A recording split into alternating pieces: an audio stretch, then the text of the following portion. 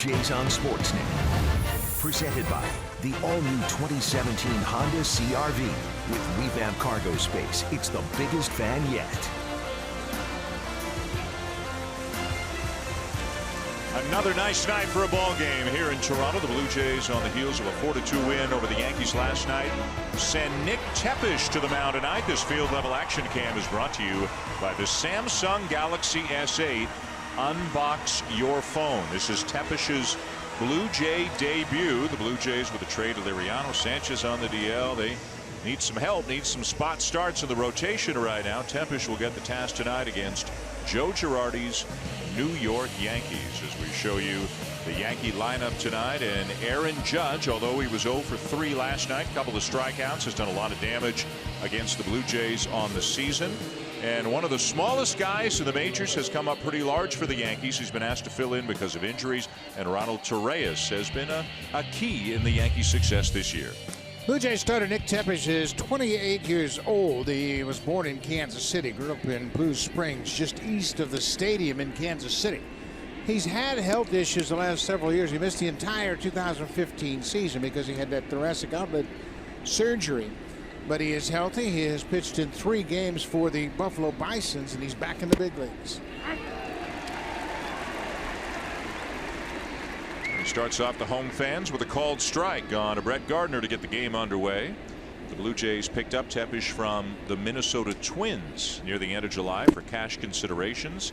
Tepesch had pitched in AAA in their organization, also had made one big league start this year with Minnesota. That was against Boston.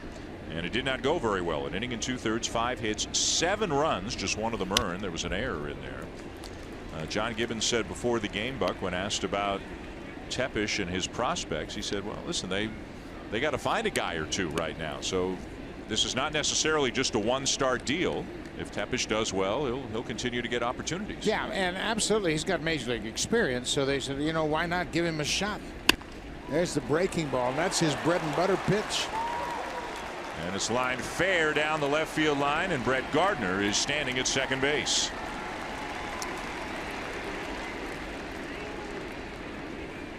Take a look at the defense, how it sets up behind Nick Tepesch. In the outfield, NYA AT TOR is in left field, Pilar in center, and Bautista in right. Goins and Barney up the middle. Rafi Lopez catching for the first time since he's come up as a starter. He has caught Tepesch in the minor leagues. He caught him in 1 appearance, and Tepesch came in relief. So Rafi has a little bit of background with Nick Tepesch. Combination of that and Russell Martin not having good numbers against Masahiro Tanaka make it a natural for Lopez to make his first start behind the plate for the Blue Jays.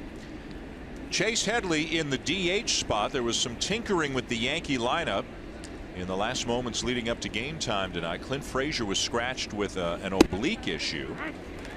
So Garrett Cooper came into the game at first. Aaron Judge went from DH to right field, and Chase Headley went from first base to DH. Headley is switch hitter batting for the left side against the right-hander Tepesch. 273 on the season. Jammed him, and it's popped up. Shallow left field, and coming in to make the catch is Nori Aoki.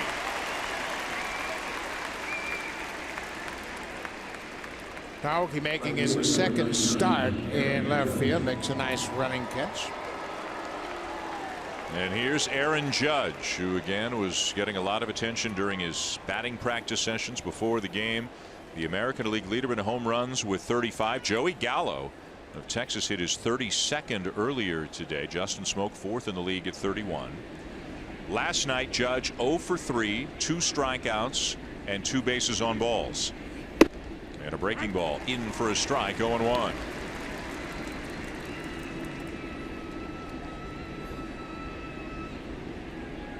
Everybody's concerned about his second half start. He's hitting under 200 after the All-Star break, but those numbers across the board, I think anybody would have taken those at the start of this season and said, Aaron Judge, you're having a good rookie season. He wasn't even a lock to make the team midway through spring training. He was kind of told midway through the spring, hey, you got to pick it up a little bit if you want to make the team, and he did. And then he grabbed a starting job, and then he just started hitting everything early in the season. Here's the 0-2 from Tepesch, and it misses off the outside edge. And now he's become a viable MVP candidate. Although again, as his numbers have slid down a little bit in the second half. Jose Altuve's having an incredible year. He's right in the middle of that MVP conversation. Center field, not deep, as Judge was fooled a little bit and hit it off the end of the bat. 2 down. So far, so good. Brett Gardner's still at second base as Tepish gets Headley to fly out, and now he gets Judge. And Judge was out on his front foot a little bit, got underneath this. It's a breaking ball. That's his best pitch, that curveball. And he takes enough off of it. You can see how Judge is out in front, hits it off the end of the bat, and it's a weak fly ball. Watch how it gets out on his front foot. Loses all of his legs right there, and he hits it with his hands, and he can't do much with it. So 2 down in the inning now. Tepish trying to strand Gardner after that leadoff double. The cleanup hitter tonight is Didi Gregorius, the shortstop. And he'll take a strike.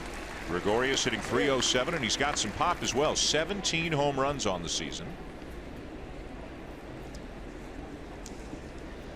Last night, Gary Sanchez was the cleanup hitter for the Yankees against the left-hander Jay Happ. He's down in the 5 spot tonight.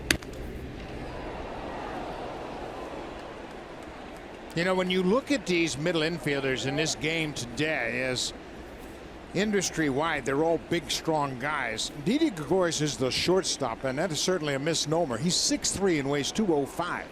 Last year, he had 20 home runs, and he reached the 20 home run barrier for the first time in his career, and he's just 3 shy of it this season. He's a big man that can put a ball in play and do it with authority. Choking up a little bit now with a count 0-2. Curveball chopped back to the mound. Tepish has it, and he gets out of it after the leadoff double. A nice way to begin his tenure in the big leagues with the Blue Jays. Nothing across for the Yankees. Top of the first.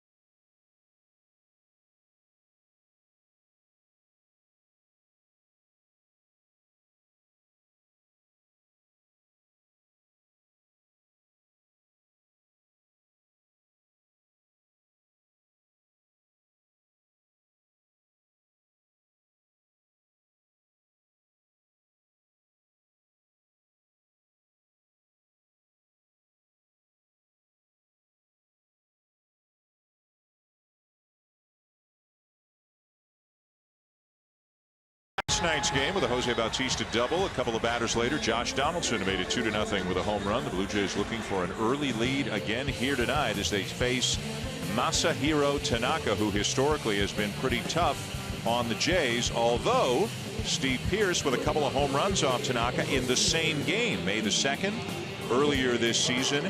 Ryan Goins is hot now, but has never had a hit in his career against Tanaka. More on that when Goins comes up. The Blue Jays starting play 53 and 59 as they get another look at Tanaka. Masahiro Tanaka is 28 years old. This is his 4th season with the Yankees. He was an all-star his first season, 2014. He went 13 and 5. In fact, he made his first big league start right here at Rogers Center.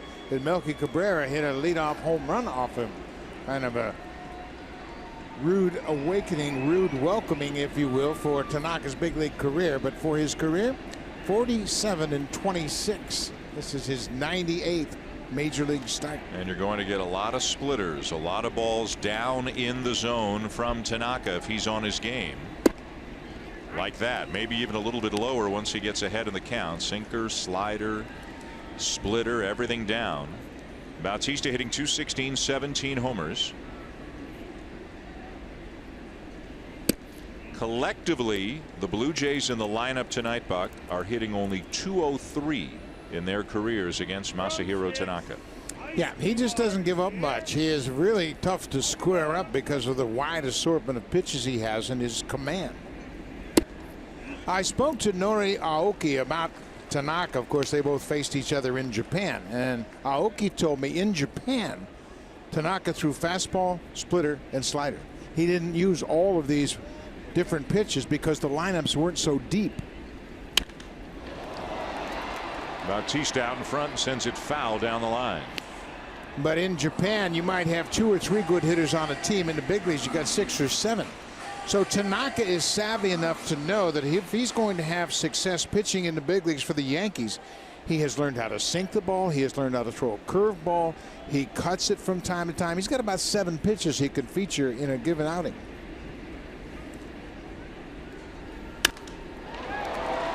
Now down the right field line, but this too will go foul.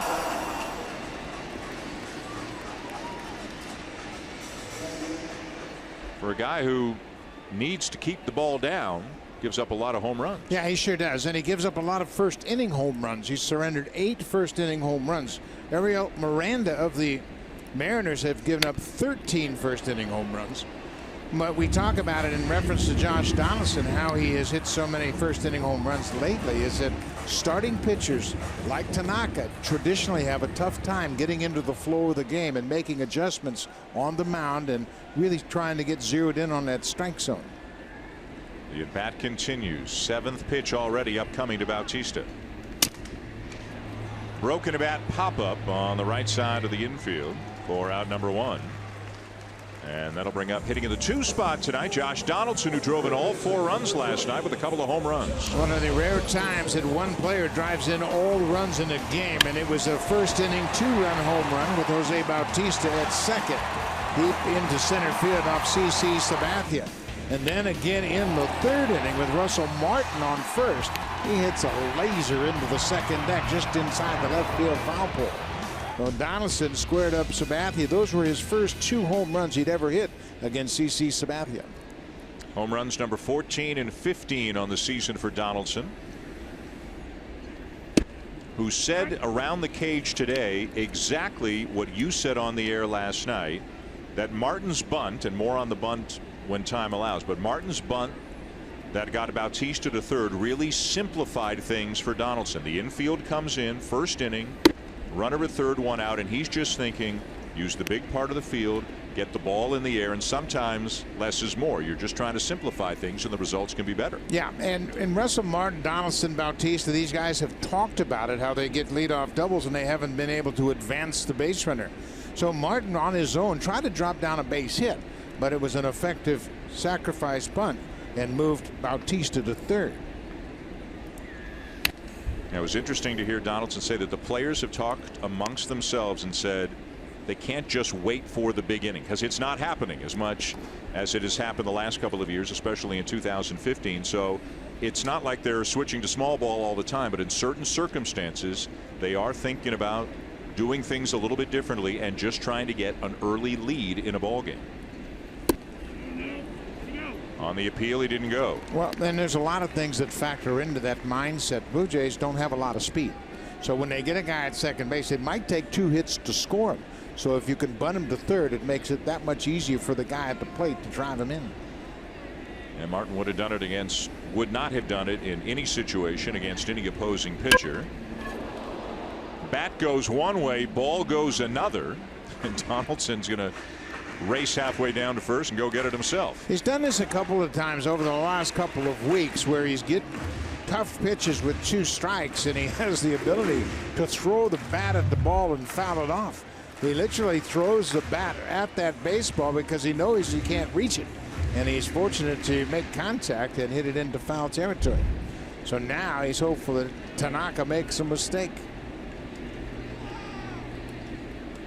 Bautista saw 7 pitches. This is the 6th to Donaldson, and there will be another one coming. And if nothing else, they're giving their teammates a really good look at everything that Tanaka has. Well, and you're going to see everything, and like you said, he has 6 or 7 pitches he'll use in a given outing.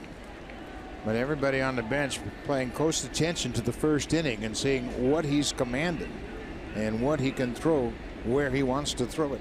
With Martin not in the lineup tonight, Donaldson up a spot, Smoke up a spot, and the count now full. Anytime Tanaka comes inside, it's only for effect. He's not trying to get Donaldson out inside. You can see all the pitches away. And Josh is aware of that. That's why he's staying in the big part of the field. And obviously he's got the power to hit it out to center. They play him slightly around to the opposite field in the outfield. 3-2 the count. Here it comes. Ground ball down to third. And Frazier will make the play for the second out.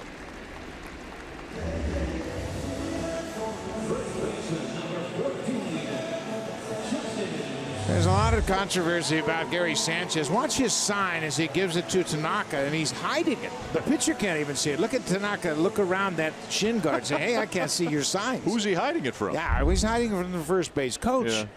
And catchers are always taught to protect those signs, but you got to give it to the pitcher. That's funny. But you can see how he keeps his legs very close trying to protect his signs. 2 down. Here's Justin Smoke. Good catch by the guys in the truck, seeing that. You catchers are such a paranoid lot, you know. Well, let me tell you something. He's taken a lot of heat lately, and he was actually benched for 2 days in the Cleveland series, but this is his 100th start. He hasn't played much in the big leagues, and now you're asking him to get comfortable with a guy that throws 7 pitches who is a longtime professional pitcher. Tanaka's 28 in his 4th season, but he pitched 8 seasons in Japan. He knows what he wants to do. And he's still kind of hiding it a little bit from Tim Leeper, the first base coach. Backdoor breaking ball there. Fouled back by Smoke, and the count is 0-2. Always been a concern the last couple of years about Tanaka's elbow. Partially torn ligament. He's pitched through it. You know, you hear whispers every now and again they're worried it could blow at any time, but for the most part he's been healthy and effective lately this year for the Yankees.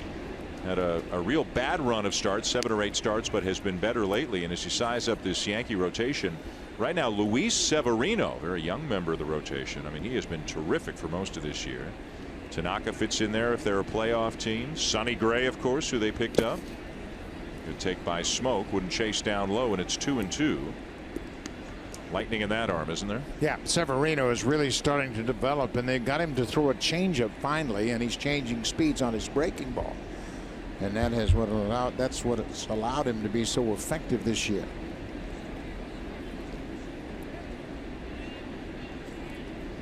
Two.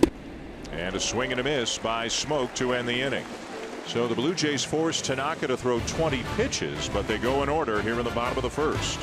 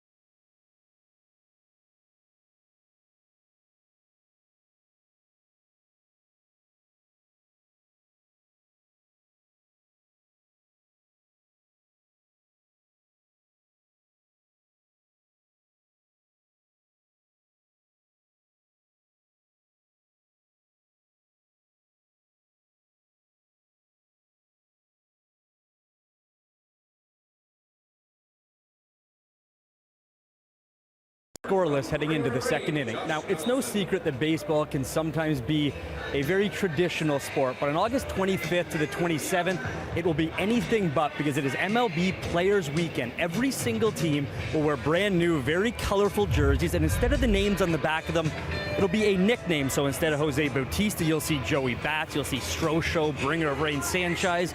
go-go, and many, many more. Now, players also allowed to wear some more custom gear, like custom cleats. I talked to Marcus Stroman. He says he has a brand new set of cleats he's hoping he gets in time, and he expects them to be very colorful. Now, it's no surprise that some people don't exactly love this, especially Yankees fans, because this will mark the very first time in history the Yankees will have names on the back of their jerseys, though it's all for a great cause. Every single jersey will be auctioned off, all going to charity. Guys.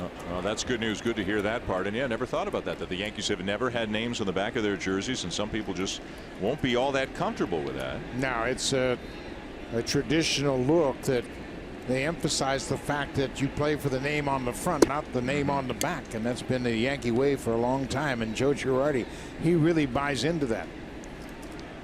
This is his 10th season as the manager. Hard to fathom. He is third on the seniority list in the majors. Gary Sanchez drives one deep center field. Pilar climbs the wall but cannot come down with it. And Sanchez hits it out to give the Yankees a 1-0 lead.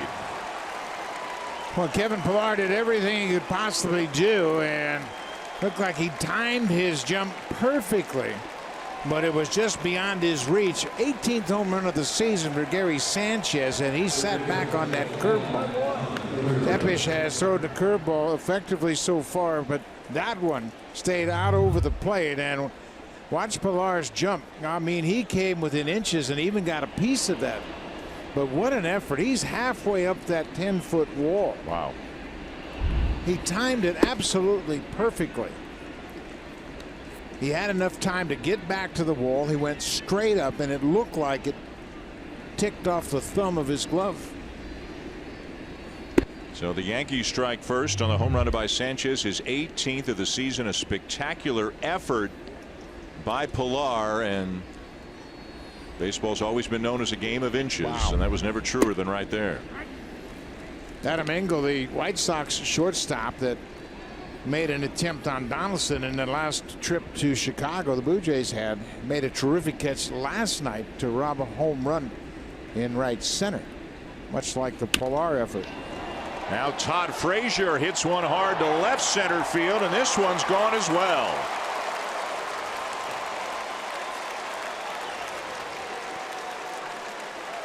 Back-to-back home runs for the Yankees here in the second.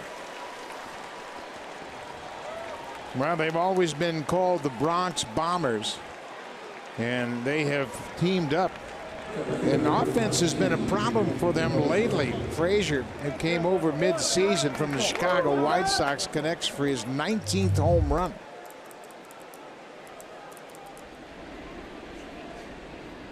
This is the 11th time this season the Yankees have gone back-to-back, and Frazier, he got a high breaking ball as well. Jacoby Ellsbury swings at the first pitch, routine ground ball to second for the first out of the inning. Number 18 for Sanchez, number 19 for Frazier. A late July pickup by the Yankees. And the Yankees, who have been held to 2 runs or fewer in 5 of their last 6 games, have scored a couple of early runs tonight off Nick Tepish in his Blue Jays debut. Here's Garrett Cooper, the first baseman, who had a good night last night, 2 for 3 with a couple of RBIs. Greg Bird, who was to have been the first baseman before injuries at the beginning of the year, is expected to go out on a rehab assignment next week. Aaron Hicks, an outfielder for the Yankees who was playing extraordinarily well early in the season before going on the DL. He's expected to be back Friday when the Yankees open up a weekend series in the Bronx against the Boston Red Sox, with a lot on the line in that series. Yeah, the Blue Jays, they're pleased that Aaron Hicks isn't in this series. He was wearing him out early in the season when he was healthy, and he actually took over one of the starting spots in the outfield because he had hit so well early in the season. This year against the Blue Jays, Hicks was hitting .417 with a homer and 10 RBIs. Line to left field, and Aoki will have to play it on a hop. That's a solid base hit for Cooper.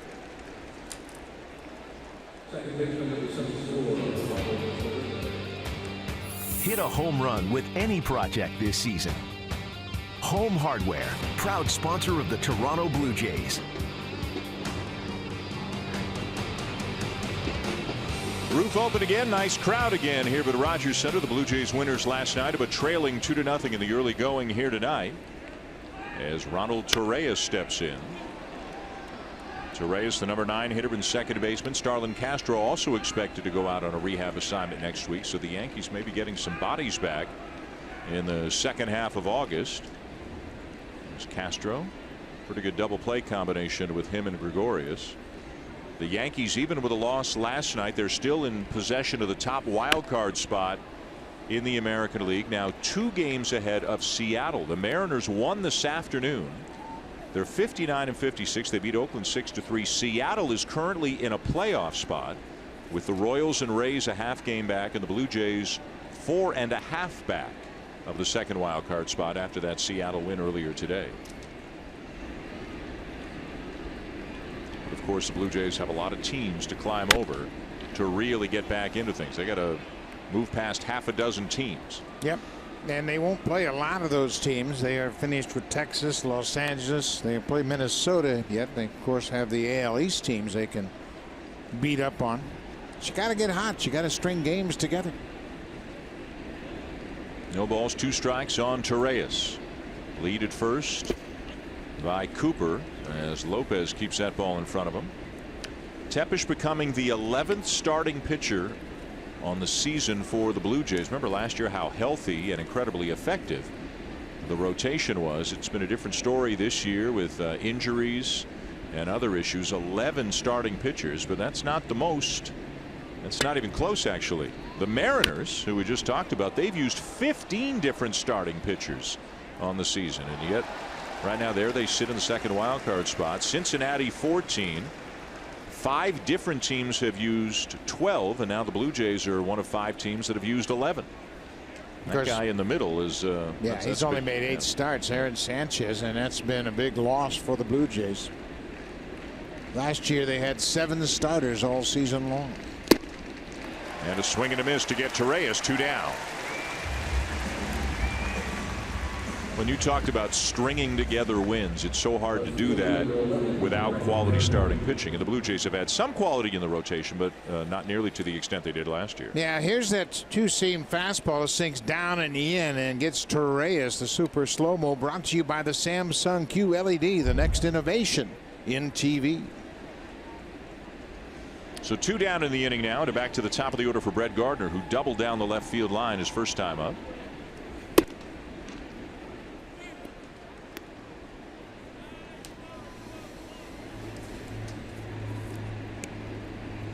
Back-to-back home runs by Sanchez and Todd Frazier to open up the inning. And a 2-0 lead for the Yankees in the middle game of this 3-game series. The Blue Jays, by the way, have another hole to fill on Saturday in terms of a starting pitcher, but they have yet to announce who will get that start when the Pittsburgh Pirates are in town over the weekend.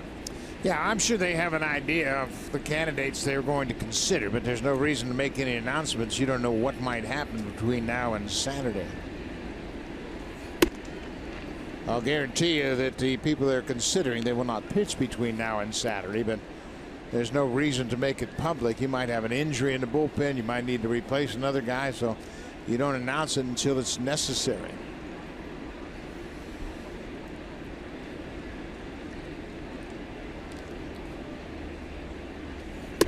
And the 3-0 catches the bottom of the strike zone, 3-1.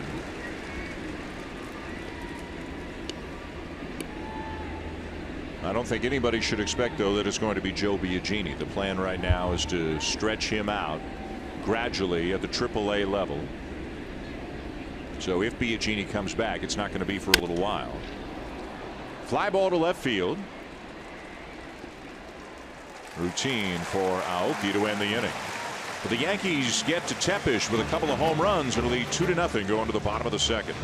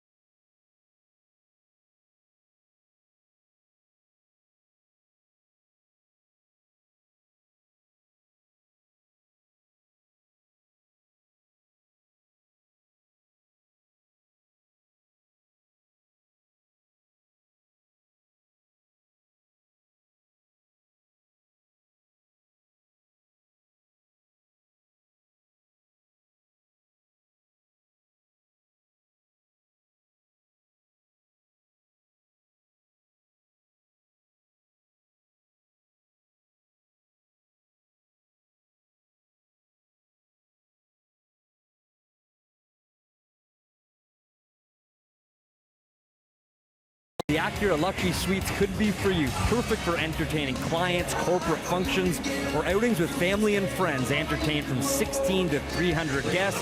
Our account executives will find the package that best suits your needs. For more information, call 416-341-1635 or visit bluejays.com/luxury suites. Dan Buck. Thank you, Sean. To the bottom of the second at Rogers Center with the Yankees holding an early 2-0 lead. And it'll be the 4, 5, 6 hitters for the Blue Jays, beginning with Steve Pearce, who is DHing tonight. Knee is acting up a little bit. So John Gibbons elected to put Pearce in the DH spot. Also, Kendrys Morales does not have good numbers at all against Masahiro Tanaka. So Morales sits, Pearce DHs, Aoki's in left. Different looking lineup for the Blue Jays tonight. Of course, they're still without there's the guys who would have been their starting second baseman and shortstop. Travis at second and Tulowitzki at short. In the news today, Buck, that Troy Tulowitzki's gone on the 60-day DL. There is a quote significant ligament tear, also a compression fracture in his ankle, and that essentially ends Troy Tulowitzki's season. Yeah, and he's still in a hard cast, and they're talking about putting him in a walking cast, but he's non-weight bearing right now, so it's a long time before he's going to start thinking about baseball again. You mentioned the numbers for Morales. He's 1 for 14 against Tanaka, and Russell Martin's 1 for 11. So if you're going to give him a night off, tonight's a pretty good night to do it. I know Morales hates to sit. He is a baseball player, and he wants to try to figure things out against Tanaka, but you got to give him a night off once in a while. When you talk to hitters about facing Tanaka, there's a lot of just frustration on their face when they talk about him. There seems to be a feeling like, man, I think I got him, but I don't got him. And he'll show you something, but it's just a little bit too low, or he'll tease you with something and then throw something else. The problem with Tanaka is so many of his pitches look the same. Whether it's the splitter or the cutter or the slider, they all come out of his hand at the same angle. And he works them down in the bottom of the strike zone so well. He rarely throws a ball upstairs. I mean, he's going to tantalize you with those low strikes, and then when he's got 2 strikes, he's going to throw it lower than low.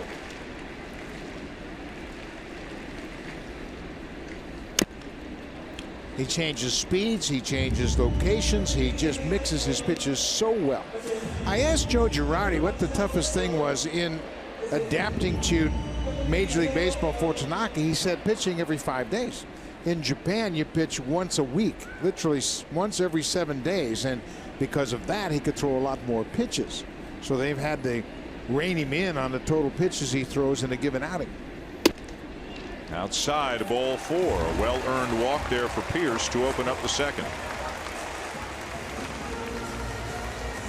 We talk about Tanaka and the splitter. That's his bread and butter pitch. And early on in his first 14 starts of the season, the opponent's average against the splitter was nearly 500, but he has made a drastic change as he has gotten it down in the zone.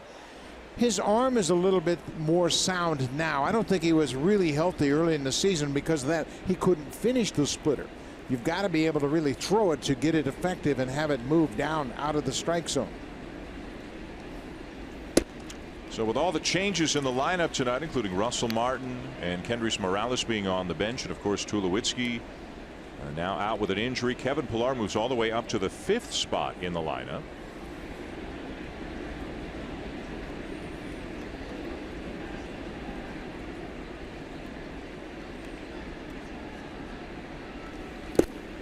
And there's a splitter in the dirt. Pillar takes it, and he's got the count in his favor now at 2-0. Yeah, you're never really in a hitter's count when you're facing Tanaka because he knows he doesn't have to throw it down the middle because he's got exceptional command of all of his pitches. So he's still trying to hit the corners. He's not going to lay one in there. If one does work out over the plate, it's a mistake.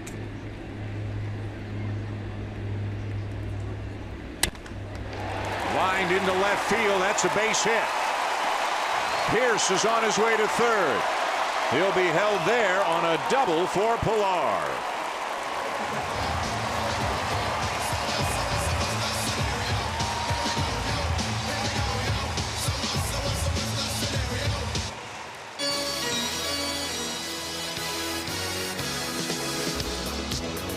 left fielder number 23, Nori Aoki.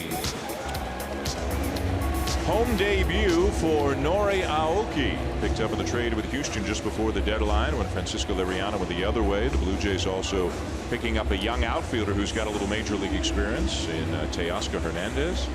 Aoki, you can see his combined numbers in his career, which in the majors began in 2012. He's played with Milwaukee, Kansas City, San Francisco, Seattle, Houston, and now the Blue Jays. He's a lifetime .285 hitter, has some speed, although not as much as when he first broke in.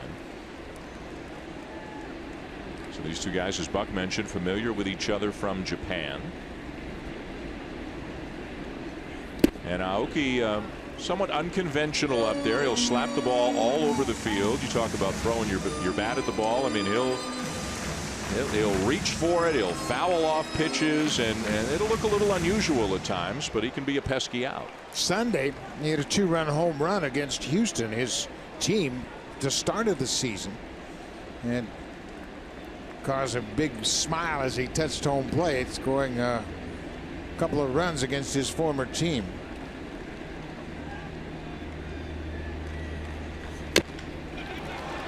Chopped out towards second, and this will serve two purposes.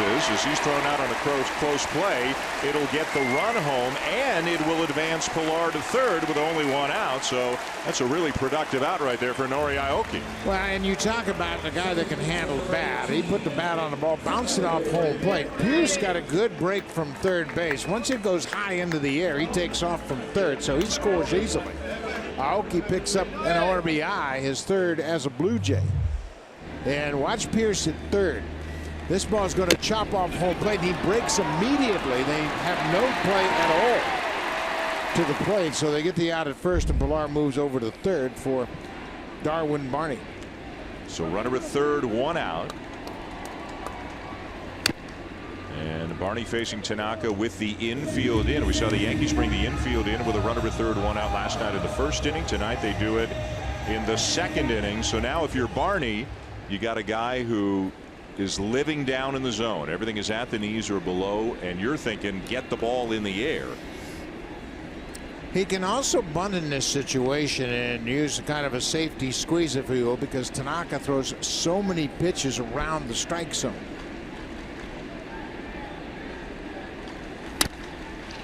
Ground ball to third, and they got Pilar hung up. He's going to hang around in a rundown long enough to get Barney to second. Still going. Heading home and out at the plate. Boy, he made that interesting, and he made that close. What an effort by Kevin Pilar. He broke on contact. The Marlo Hale is going to check with the video room to see if they could ask for the video review. Barney hustling all around the bases to get to second, but watch Pilar. He's going to break here. Now he knows he's a dead duck. So he's trying to get in the rundown long enough to get Barney into scoring position. And he almost beats the play at the plate.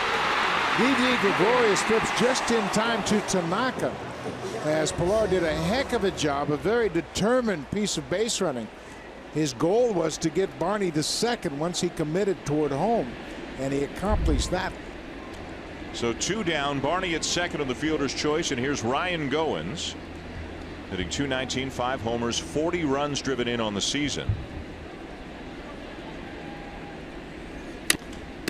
And back to the mound. Goins now 0 for 20 in his career against Tanaka. The Blue Jays get one and now trail by one at the end of 2.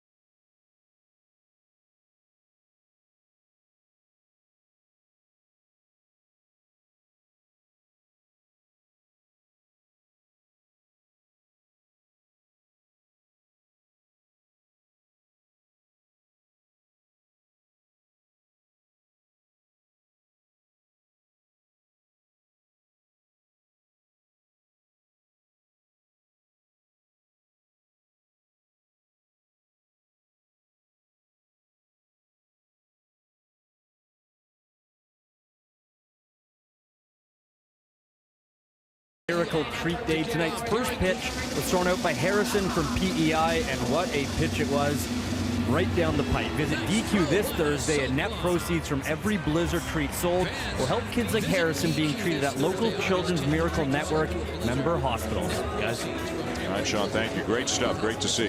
If you don't think Charity does a great job, look at the face of that young man out there throwing that first pitch out. He was absolutely thrilled to get that opportunity. We go top third at Rogers Center. The Yankees leading the Blue Jays 2-1. Interesting bottom of the second when the Blue Jays scored one run. Were not able to get that second runner home. If you're scoring, by the way, on that rundown, it was 5-2-6, 2-6-1 as Tanaka, the pitcher, wound up at home plate taking the throw. He and Cooper, the first baseman, almost collided, and the Blue Jays almost caught a break, but Tanaka was able to make the catch, put the tag down on Pilar. Tanaka was a catcher before he made the conversion to pitching, so he was quite at home making that tag at home plate on Pilar. 2-3-4 for the Yankees, beginning with the DH Chase Headley, who flied out to left field his first time up.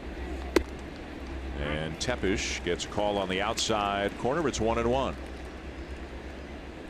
Headley, Judge, and Gregorius in Tepish's Blue Jay debut. Cutting action on that fastball, ran it in on the hands of Headley. I like what Tepish is doing. He knows he has to throw a lot of strikes. He's just trying to mix it up, and he's working very quickly. I think, too, that's a real step in the right direction for him because he keeps the pressure on the hitter, and with Lopez giving him signs very quickly, they keep attacking the zone. He's not going to light up the radar gun. He won't throw many pitches over 90 miles an hour, but he's got to mix all of his pitches and use the cutter and the curveball and the changeup. Pitch to all quadrants of the strike zone. There's that curveball, and he gets Headley. Second strikeout of the night for Tepish. That curveball's still a little bit high. I think he'd like to see it down a little bit. That's the pitch that Gary Sanchez hit out of the ballpark to center field. But he gets the high strike call from the home plate umpire as Headley can't pull the trigger on that breaking ball. That's a 12-6 breaking ball, but I think it's still just a little bit higher than he would like. It's still belt high. Fastball runs up and in on Aaron Judge, who hit a fly ball to center his first time up. One of the things that people who follow the Yankees on a daily basis will tell you about Judge is whether he hits a couple of homers or strikes out 3 times, he's the same guy. He's the same guy with the media. He's the same guy signing autographs with kids. And as fond as people around the Yankees are of the power, they like the person just as much. Absolutely. When you ask every Yankee player about Aaron Judge, the first thing they tell you is he's humble and he's accommodating, and he has been terrific. Actually, the first thing I heard was it's like shaking hands with a bear. It's your hand just gets lost in his hand when you shake hands with him. I spoke to Reggie Jackson about Aaron Judge in the spring, and the first thing Reggie told me about Aaron Judge, I said, Reggie, tell me about Aaron Judge. The first thing out of his mouth is he's got great parents, and it shows up. 1-2, and he fouls it back. But you're right, Aaron Judge, he's all about the team, and he's gone through a tough start to the second half. But Girardi was telling me that a couple of days ago he struck out in a tough situation with a chance to give the team the lead, and instead of slamming his bat down, he walked back to the on-deck circle and told Chase Headley, hey, come on, get a hit for us. Down to third, Donaldson to his left, and right on the money to first to get him.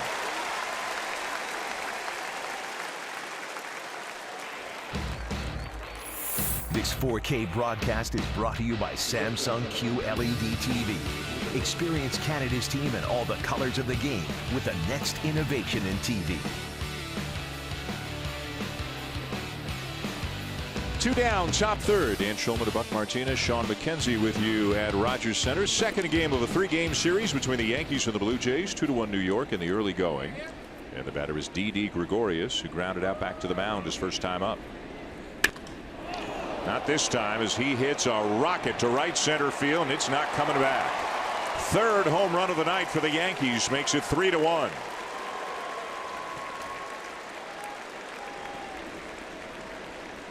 Well, we mentioned Gregorius established a career high with 20 home runs a year ago. This home run is his 18th of the season.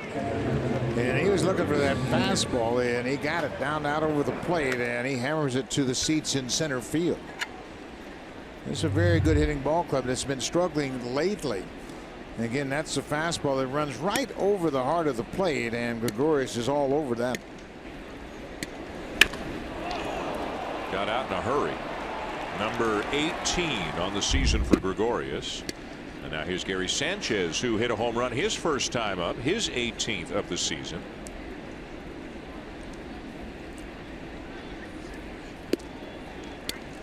Curveball for a strike.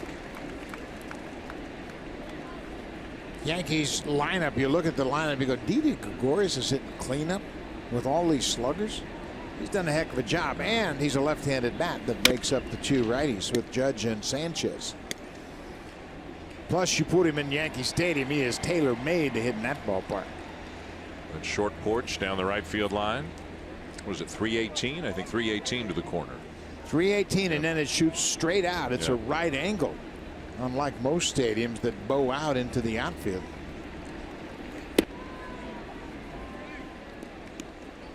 Tepesh is a quick worker. 2 balls, 2 strikes on Sanchez.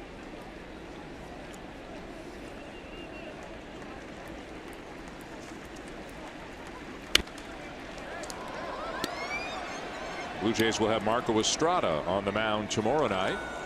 And they'll get a look at the former Oakland A, Sonny Gray, another one of the pickups for the Yankees prior to the trade deadline. And time will tell, but it may be ultimately the most important pickup for the Yankees prior to July 31st. Blue Jays saw Sonny Gray on the 25th of July while he was still with the A's, and they touched him up for 4 runs on 5 hits, but they were all unearned runs. His throwing error, right? He tried to make a great play throwing the ball to second. Yep. And threw the ball into the outfield. Yep. Threw it into the outfield. That led to a 4-run inning. All those runs coming in the 2nd inning of that game.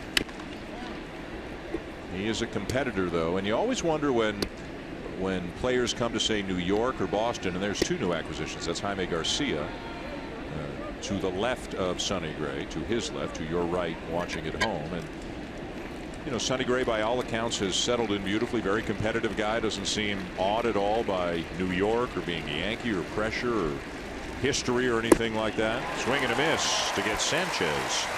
3rd strikeout for Tepesh. But another home run. This one for Didi Gregorius.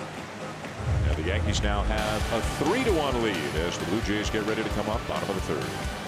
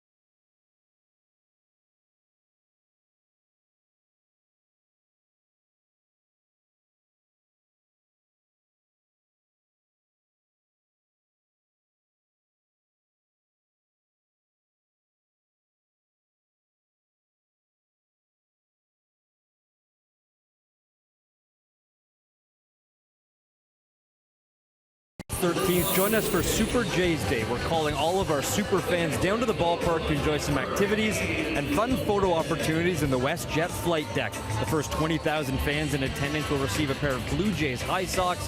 It's the Blue Jays taking on the Pittsburgh Pirates at 1:07 p.m. For tickets, go to bluejays.com. Guys. All right, Sean, thank you. I think what would be nice is if you and Tabby wore those high socks on the air that afternoon. We'd have to have Bermuda shorts to really show them off. I think we're onto something here. Yeah. Bottom of the third, 3-1. The Yankees lead the Blue Jays. Here's Rafi Lopez, the catcher, and getting a start tonight. 29 years of age. Now, Lopez has had a couple of brief stints in the majors before. And there's the sum total of it, 2 for 18 over a couple of different stints. 2014 with the Cubs, 2016 with the Reds, and this season, this is his first plate appearance. Lopez hit 16 home runs between AA and AAA this year in the minors for the Blue Jays.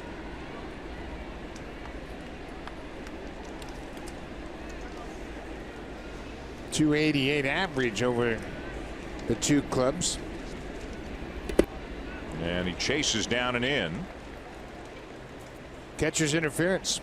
Oh, you're right. Yep, Sanchez continues to have problems behind the plate. Didi Gregorius, the shortstop, is going to come in and check with the umpire, but Mark Carlson, the home plate umpire, calls Sanchez for catcher's interference. It'll be an error on the catcher, and that's his 11th error. Watch the glove.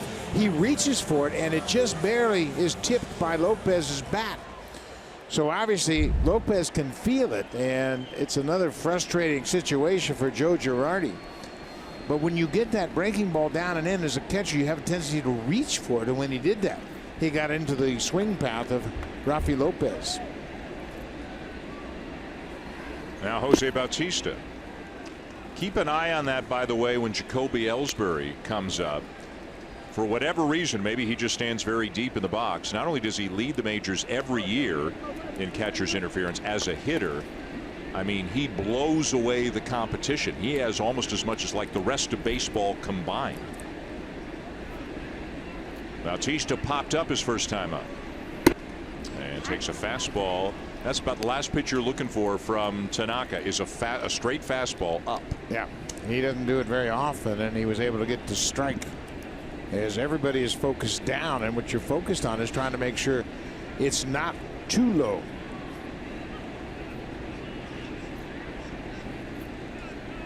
Short lead by Lopez at first, and the 1-1 to Bautista. You know, you can understand Gary Sanchez. He has been benched a couple of days because he hasn't done a great job behind the plate blocking balls, and he's had pass balls, 12 pass balls. That leads the majors. So now he's really focused on catching it, and he just gets over anxious and reaches too far into that swing path of Lopez. Popped up by Bautista, and you can probably hear him at home yelling his unhappiness and frustration. Sanchez makes the play, and Bautista retired for the first out of the inning. You know, to make something clear, it is not an at-bat for Rafi Lopez when the catcher interferes with your swing. It's an error on the catcher. No at-bat for Rafi Lopez, and he gets awarded first base. So he is not penalized. Defense can get mental just like hitting can, even at the big league level, right? Really mental when you're catching this tough staff like the Yankees. Donaldson grounded out his first time up. Couple of home runs last night. Donaldson this year against the Yankees has 6 hits. 5 of them are home runs, and the other's a double. So against the Yankees this year, coming into the game tonight, hitting .231, slugging .846 because of all that power. Had a good rip at that one. And it's interesting that there are 5 players who have registered at least 6 hits against one particular team this season, with all those hits being extra base hits. Mookie Betts has done it against the White Sox. Chris Davis against the Tigers. Joey Gallo against Seattle, and Aaron Altier of the Phillies against Seattle as well. Runner at first, 1 out. Got a pitch up. Donaldson swings through it, 1-2. Not where Tanaka wanted that. You can see him shaking his head as he walks back on the mound and exhaling. He knows he got away with one right there. That's how you give up 27 home runs. Just about every pitcher says I've got to keep the ball down, but it probably means more to Tanaka than most.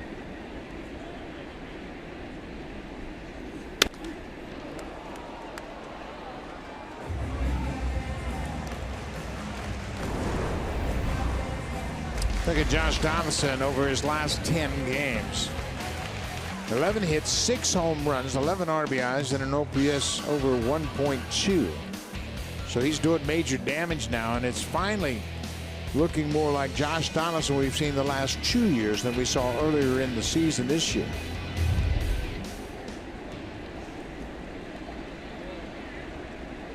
One, two.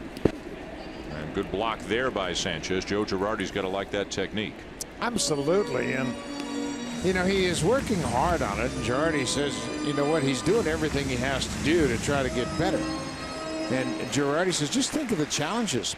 Here's a Spanish-speaking catcher catching a Japanese pitcher. When you have a pitcher's meeting, you've got a Spanish interpreter, a Japanese interpreter, the pitcher, the catcher, and an American pitching coach.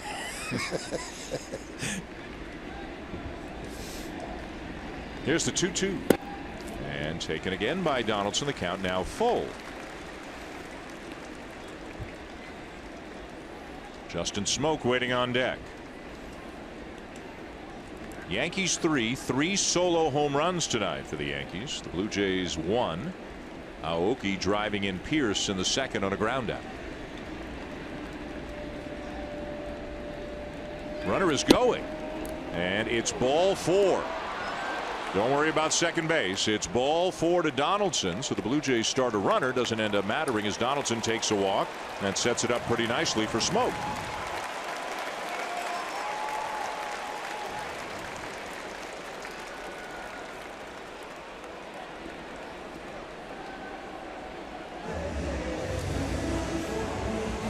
Smoke enjoying his first All-Star season, and Buck enjoying himself since the All-Star game. Yeah, he sure is. You look at the 8 home runs and the .315 average coming out of the break, and I think for a guy like Smoke making his first All-Star game, he was the starter. You get introduced, you're along with all the other All-Stars, and it all of a sudden gives you a validation of the first half that you've had, and he's been able to carry that momentum into the second half. Still hitting over 300 in the second half of the season with 8 home runs. Smoke struck out in the first inning, now just 1 for 15 in his career against Masahiro Tanaka.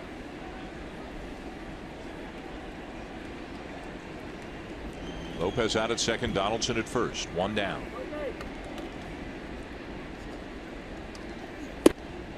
Went around.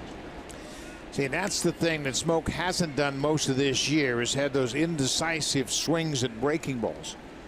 He's done a great job of checking his swing totally on those low breaking pitches, but he's so conscious of getting that low pitch from Tanaka. He was in between on that first pitch.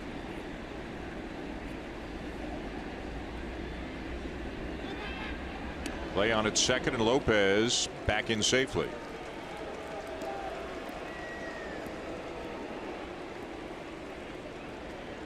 Funny trying to catch him napping. You got a catcher out at second. You got a 31 home run guy at the plate, and they're thinking about the runner. Yeah, you don't want to throw another pitch to the 31 home run guy.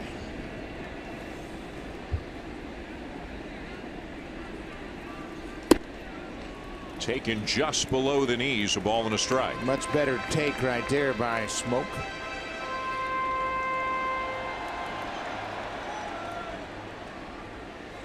Well, you wonder if this is when a hitter, because everything is down and you don't want to roll over, get into a double play. You wonder if this is when a hitter, Buck, does he start thinking about opposite field, big part of the ballpark a little bit more rather than pulling? Oh, absolutely, especially because you get a mixture of off-speed pitches. Swing and a miss, 1-2. But look at where those pitches are. I mean, they're borderline strikes at best, and he is throwing fastball, splitter, and a slider down there all in the same spot. When he is on, he is a precision pitcher.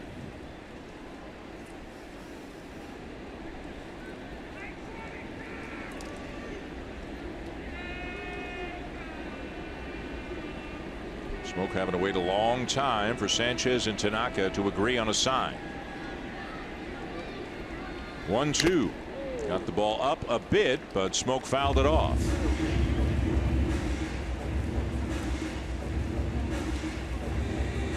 And now they'll find enough common ground here. Sanchez and Tanaka, they speak the universal baseball language, I guess, and that was a quick conversation. Yeah, they can say fastball, slider, splitter. All those are common terms that everybody recognizes no matter where you're playing. No sign, it looks like, as Sanchez doesn't appear that he's going to give him a sign. That's the case.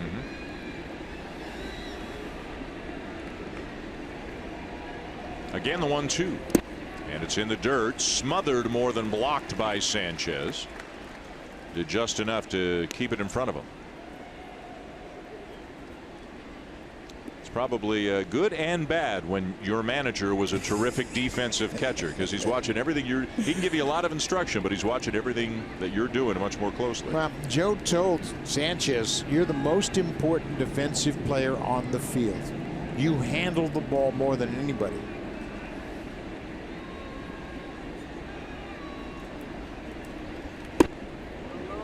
Pretty good take right there. And the count is full on Justin Smoke. Lopez out at second. He reached on to catcher's interference to begin the inning, and out later Donaldson walked. And now Smoke trying to do some damage with Pierce waiting on deck.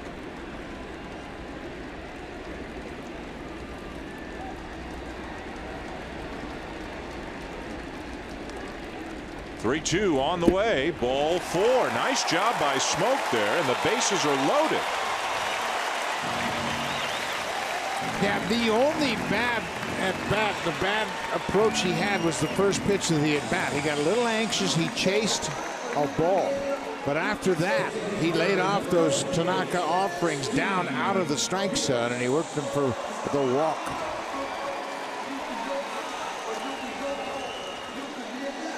So a great opportunity here for Steve Pierce, who, as we mentioned earlier, hit a couple of home runs off Tanaka back in May, and as Blue Jay fans are well aware, has hit a couple of big grand slams recently as well. Pierce walked and scored back in the second.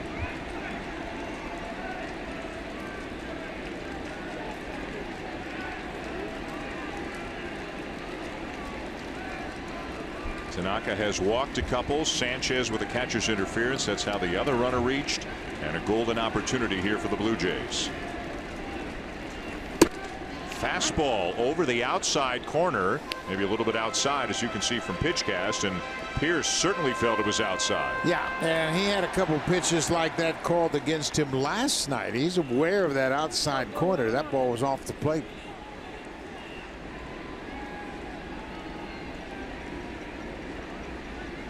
Lopez at third, Donaldson at second, Smoke at first.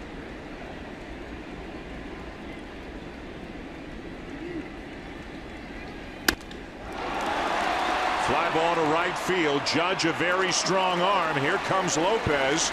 The throw offline. Lopez will score standing up. And the sac fly brings the Blue Jays back within a run. Lopez, who reached on catcher's interference, scores the second Blue Jay run on the Pierce sac fly.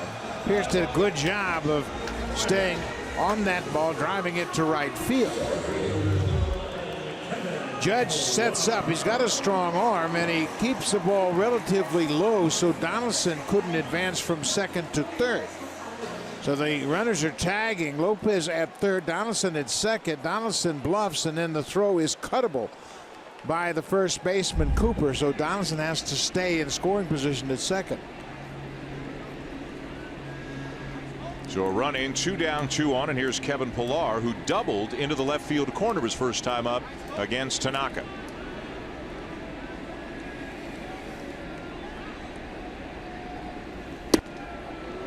And chases what looked like a cut fastball there. Just a little bit of movement away from the right-hand hitting Pillar.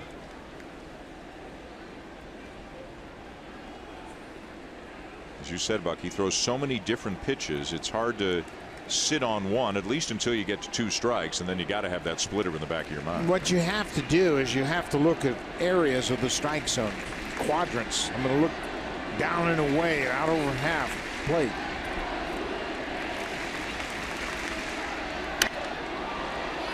Popped up, back of the plate. Sanchez has room, and that'll end the inning. The Blue Jays do score a run without the benefit of a base hit, and now trail 3-2.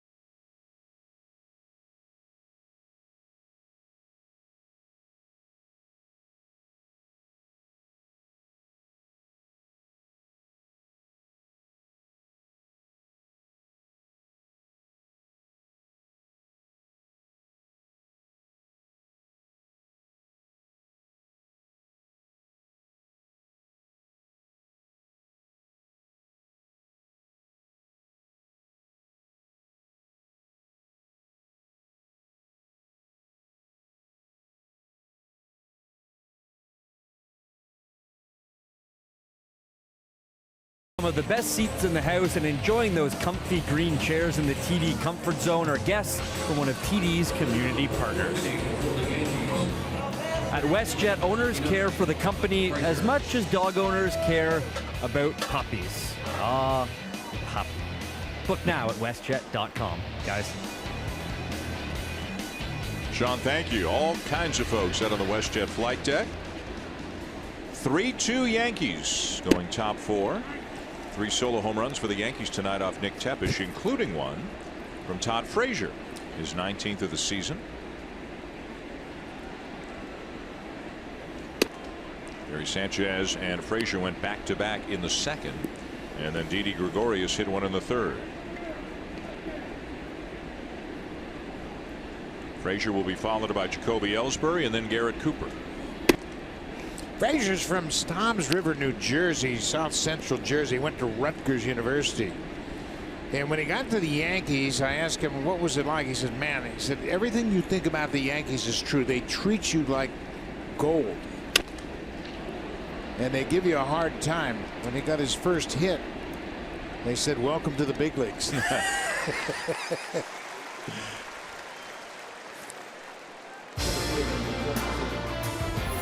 The all-new 2017 Civic Si. When it leads off, it leads for good. Honda, proud fan since 1977 and the official vehicle of the Toronto Blue Jays. A 3-2 lead for the Yankees, 4th inning here at Rogers Center. Frazier retired on a fly ball to right field, and here's Ellsbury.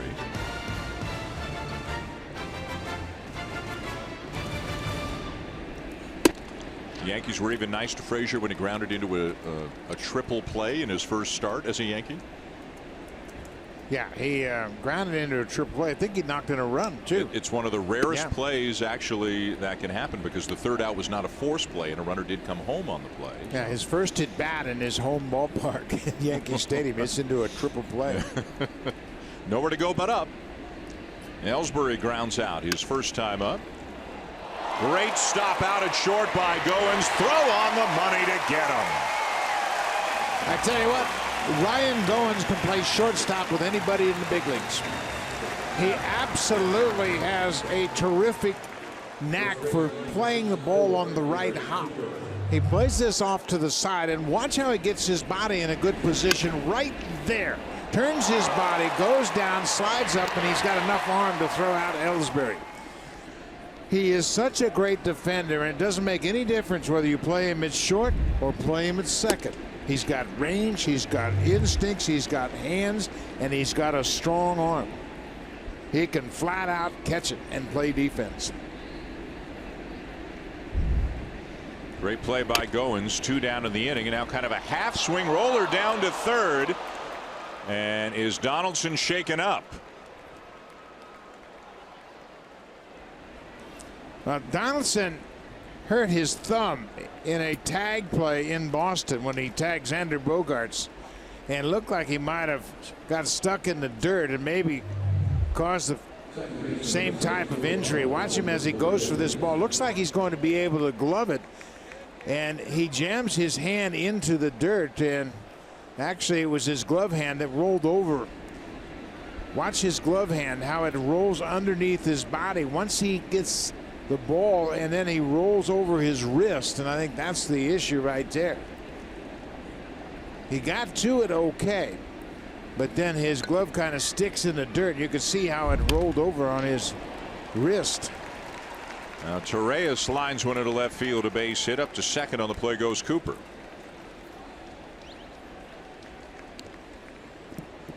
And Pete Walker's on the phone, and they're going to get somebody up in the bullpen. Well, Cooper wasn't even supposed to start in this game. He was not in the original lineup, and they scratched Clint Frazier. He's 2 for 2 tonight. A late addition to the lineup.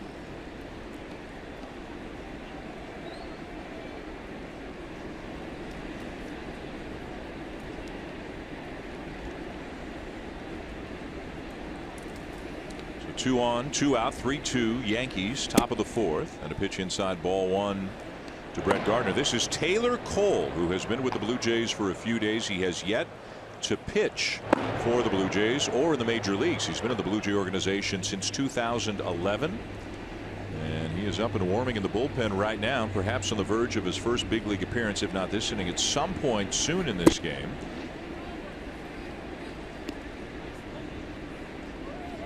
Heartbeat's got to be racing a little bit for him right now. It's been a long road for him. 7 years in the minors.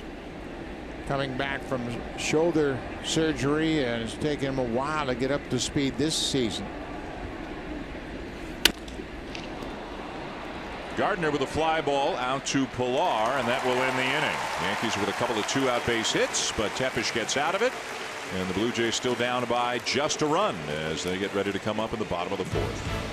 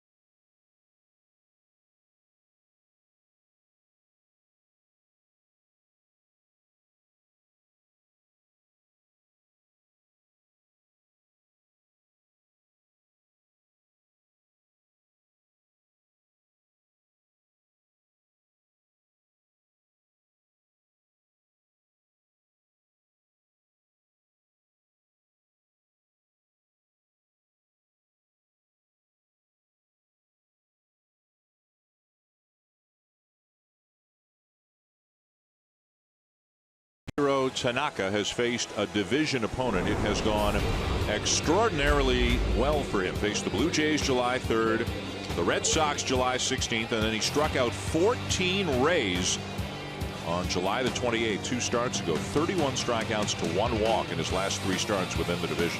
Well, traditionally he's pitched very well within the division. For his career, he's 22-11 against the American League East, with a very good opponent's batting average. It is .231, so he is pitching against the best hitters in his division and handling them quite easily. There's Nori Aoki, who drove in a run with a ground out back in the second. He'll be followed by Darwin Barney and Ryan Goins.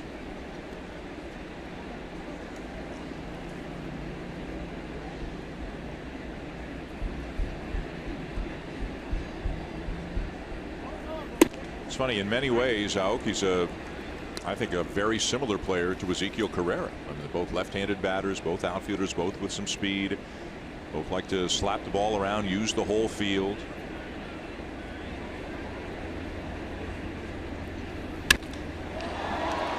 High fly ball to left center field. And Ellsbury there to take it one down.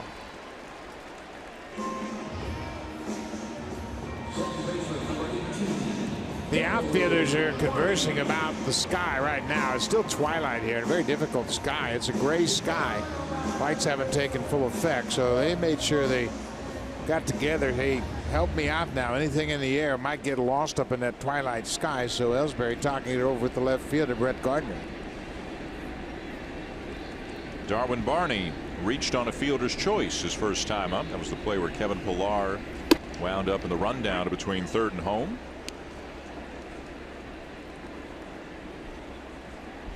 I don't know if Barney will swing so hard that his helmet comes off, but we've had a couple of shots of him in the dugout, and his hair is excellent today. Now, your hair is always excellent. My hair's long gone, but Barney's really got it working today. It's going straight up, and he's flaunting.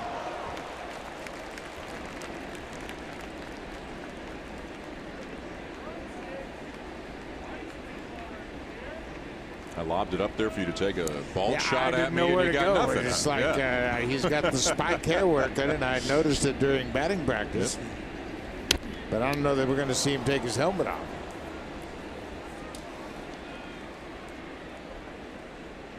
I don't know that when the Blue Jays picked up Darwin Barney a couple of years ago, remember it was in September.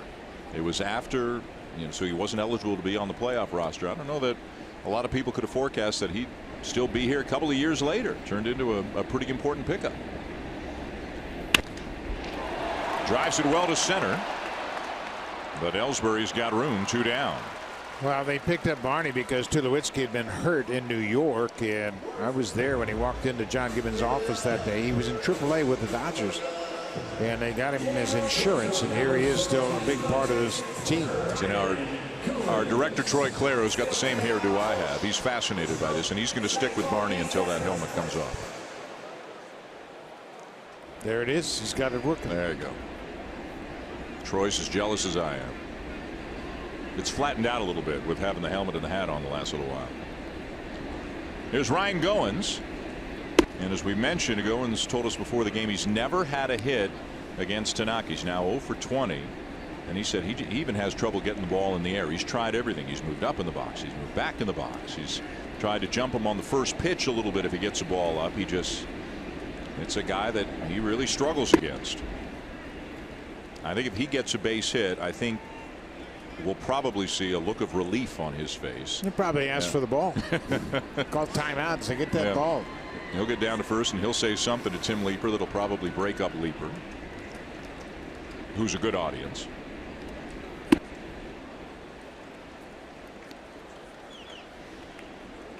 Everybody's got one guy, I would imagine, that they try and they just can't figure him out, and Tanaka has been that guy for Goins.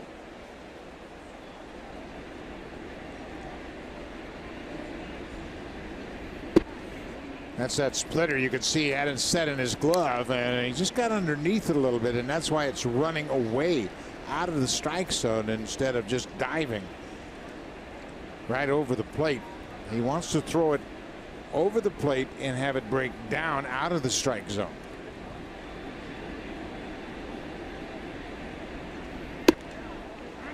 Well, backdoor breaking ball there, and the count is now full. And you can see the different locations of the pitches and how different it's been compared to just about everybody else. Everything has been down for the most part tonight, but a lot of pitches up and a lot up and away against Goins.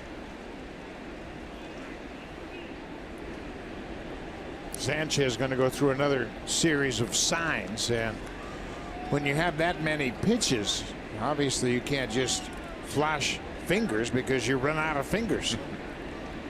So how do you, if there are more than 5, how do you do it? Yeah, you have to use a sequence of signs where you would count and get up to 5, 6, 7, where you might use the first number as an indicator, and then everything after that number simply adds 1.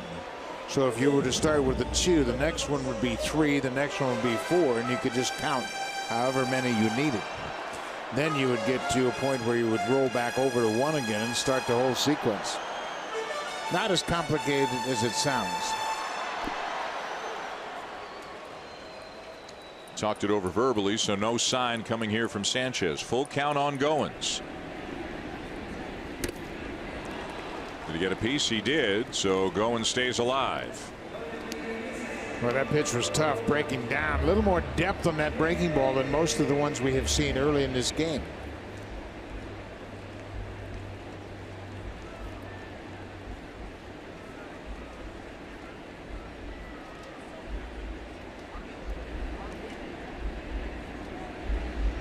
Three-two again. And just look at the pitches. None of them are over the heart of the strike zone. They're all on the borderlines, whether it's in, down and in, the ball he fouled off, or those pitches away, right on the borderline of the strike zone. He will get everybody's attention as you try to figure out what part of the strike zone you're going to look for. And Goins, it's not a hit, but it's a moral victory for Ryan Goins, who's 0 for 20 in his career against Tanaka. He'll work him for a walk and keep the inning alive, bringing up Rafi Lopez. That is 4 walks issued by Tanaka tonight. The Blue Jays only have the 1 hit. That was the double by Pilar back in the 2nd. So here's Lopez, who, as Buck said, a little bit of time in the majors briefly with the Cubs and Reds back in 2014 and 2016. 29 years of age, originally a 16th round pick of the Cubs in 2011, attended Florida State University.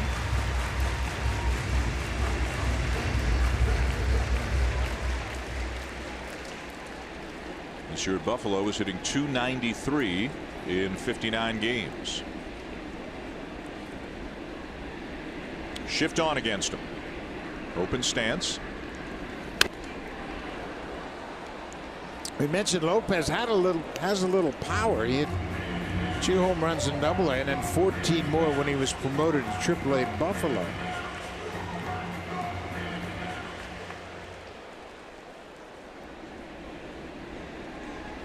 The 4 walks by Tanaka matches his season high. He had 4 walks in the second start of the season on April 8th at Baltimore. And the good news for the Blue Jays with the walks and a lot of the foul balls is they're really working up the pitch count for Tanaka. He's at 78 through 3 2/3. The bad news is the Yankees have an incredibly deep bullpen and a fairly well rested bullpen.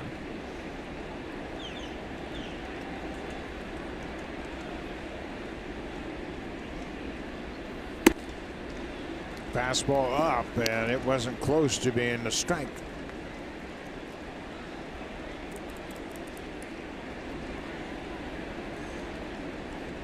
Sanchez has been very protective of those signs, and early in this game that right leg actually hid the signs from his pitcher. Hit a ton down the right field line, but foul. Plenty of distance, but it hooked foul. Yeah, he's got some pop. He's a little guy, but he gets a lot of bat speed going through that zone, and that swing prompted a meeting between Sanchez and Tanaka. Let's don't go there again. That was too close. There's the slider, kind of like the one that he threw to Goins that Goins fouled off, but he didn't get it down and into the same extent. And Lopez got all of it, but hit it about 10 feet foul.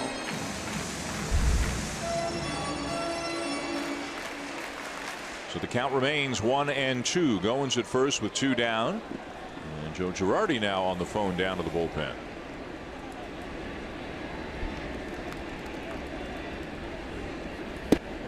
Got him. Slow curveball there. It's 77 miles an hour to get Lopez and end the inning. Time now for a Blue Jays Central update. Here are Jamie Campbell and Greg Zahn in the Samsung broadcast studio.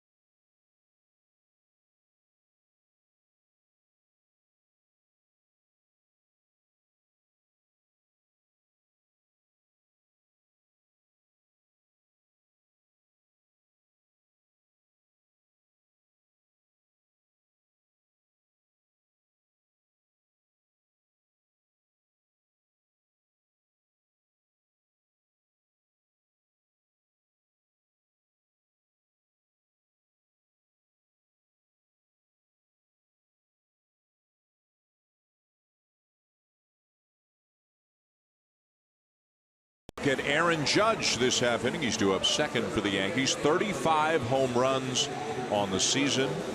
Big guy with big power. And only Joey Gallo of the Texas Rangers, who hit another home run today, is 32nd. Homers as frequently, home runs per at bat, as Judge does in the American League. Gallo 1 for 2 with that home run today, but he's hitting .212 for the season. But he's typically an all or nothing kind of guy. He's got terrific power. He went in Minnesota the other day that was way gone out over the seats in right field.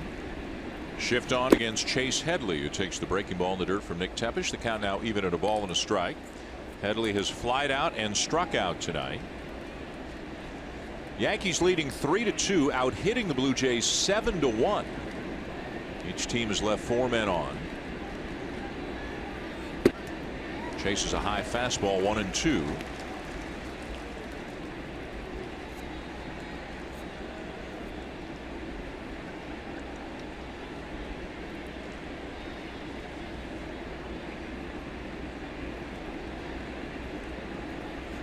Curveball, strike 3 called. Number 4 for Tepesch.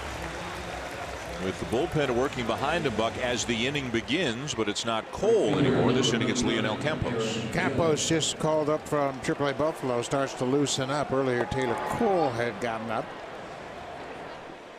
Tepesch drops that hook on Chase Headley for a second straight at bat, and Headley takes a called strike 3. And that curveball's got to be in the minds of all the Yankee hitters right now. He has thrown it frequently and with some success tonight.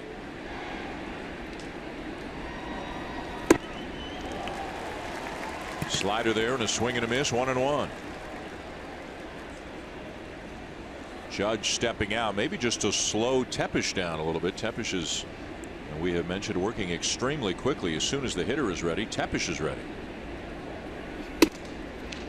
Yeah, I like that approach from Tepesch. And if you would have told John Gibbons that Tepesch is going to pitch you into the 5th inning and allow just 3 runs, I think he would have bought in.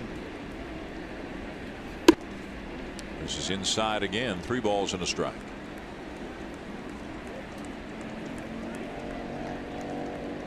Gibbons has had 11 different starters appear for him this year after just 7 all year last year. They have had to dig down deep into their minor league system. And looks like they'll have to do it again on Saturday. And maybe that'll be the 12th different starting pitcher for the club this year. Popped a mile up in the air. Smoke searching for it and can't find it. He was having trouble from the get-go locating that ball. Then he looked to see where Barney was if he was going to get any help, and the ball falls untouched. Yeah, we talked about this earlier in the outfield. You can see smoke. Whenever you see an infielder throw up his arms to the side, that means I don't see it. And then he glanced over to see if Barney had a shot at it. Barney never saw it either, and it falls safely in foul ground. But it's a challenging sky right now. Not enough contrast to really pick up that white baseball.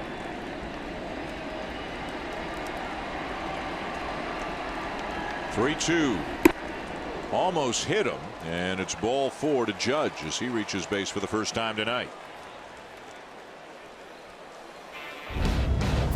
Super Slow-Mo Cam.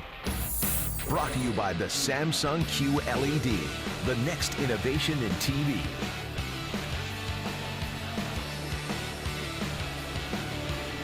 One down and a man at first as Didi Gregorius comes up.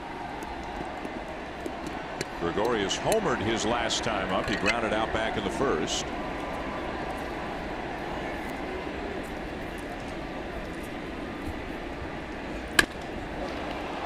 Now drives one to deep left center field. Long run. Pilar not going to get there. It'll skip up off the wall.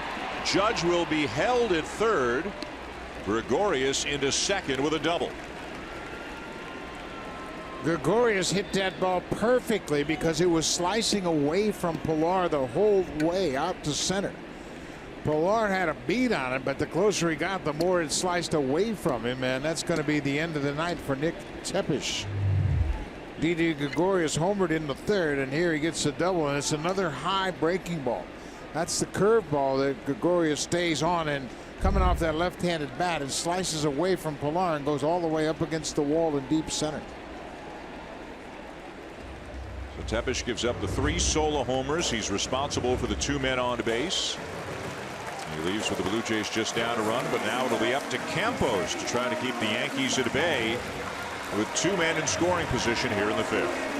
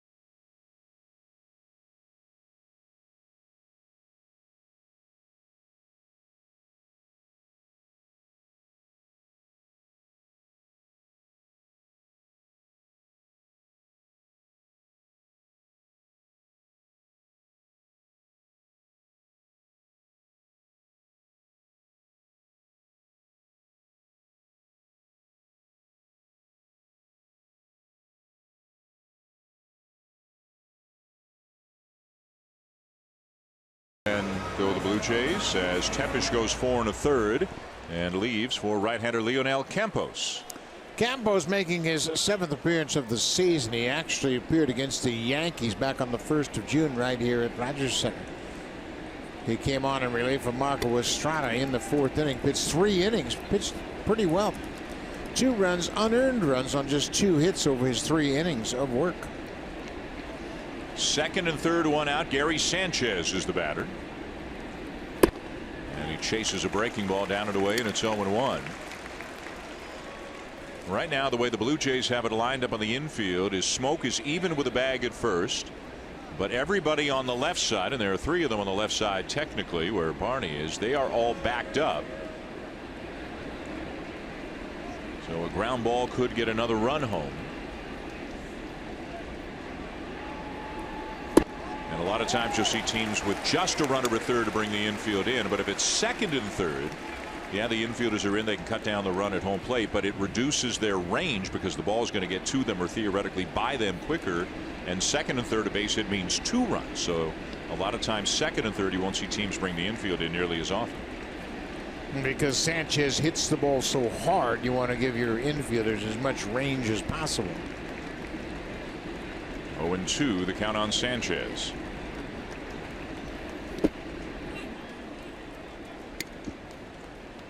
A home run in the second, a strikeout in the third. Campos on in relief of Tepesh.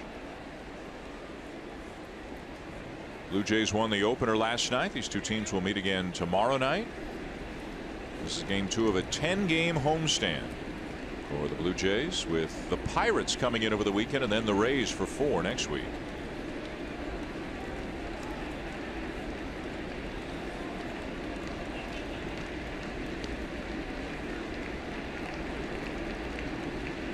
One-two.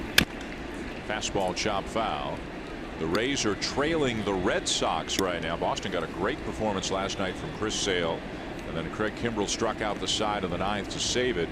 Tonight Boston is leading Tampa Bay 2-0 in the 5th inning. That's Rick Porcello and Jake Odorizzi, who's out of the game right now as they go into the 5th inning. He threw 90 pitches in 4 innings. He got hit by a line drive and they had to carry him off the field, and he just came off the disabled list for this start tonight. So he got hit with a line drive on the foot. Boy, another well-placed breaking ball from Campos to get Sanchez.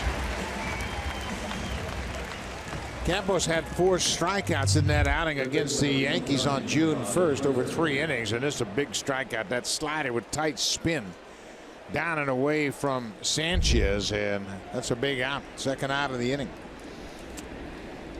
Sanchez a little perplexed as he makes his way back to the dugout, and if you were Todd Frazier standing in the on-deck circle, another right-handed batter, you've taken note of that slider.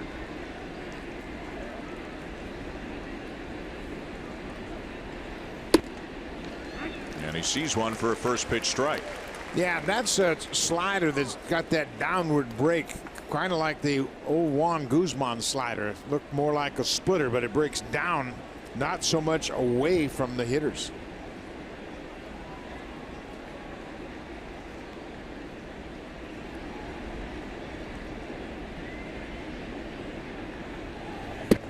Fastball misses low.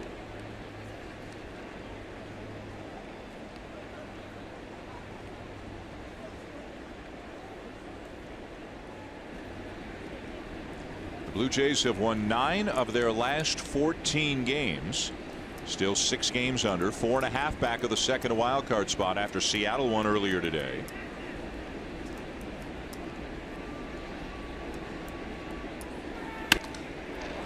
Into right center field. This is trouble. Frazier is going to drive in a couple with a 2-out double, and the Yankees extend the lead to 5-2. Now, Todd Frazier hit a home run back in the second, and here he picks up 2 big runs with a 2-out double. Yeah, he's just a good hitter, and he is starting to get some big hits. It's a 4-seam fastball. It's away from Frazier's power, but he stays inside the ball and drives it to the alley in right center. Not trying to do too much in this run-producing situation. He takes the line drive. It goes all the way to the wall, and Judge comes in to score, and right behind him, Didi Gregorius. So 3 of the 5 runs for the Yankees tonight, scoring with 2 out in an inning. They lead 5-2 now, and here's Ellsbury 0 for 2. All 5 runs charged to Tepesh.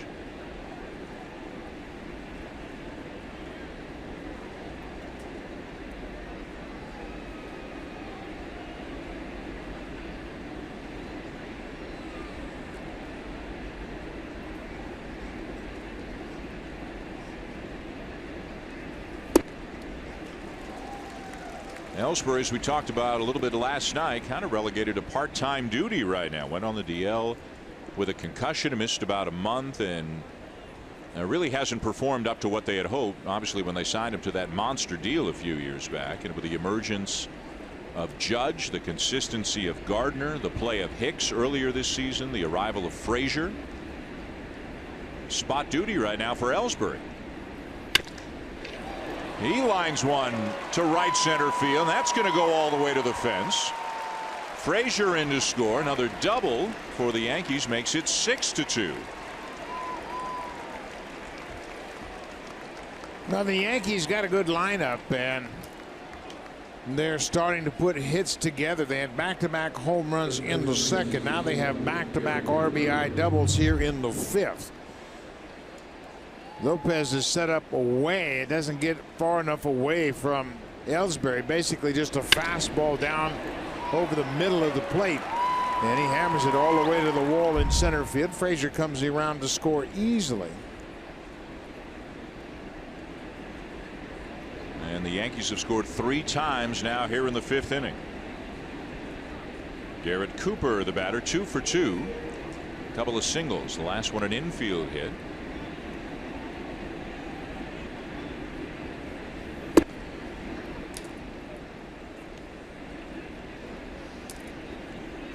Some finals around baseball today. Colorado beat Cleveland 3-2 in 12 innings.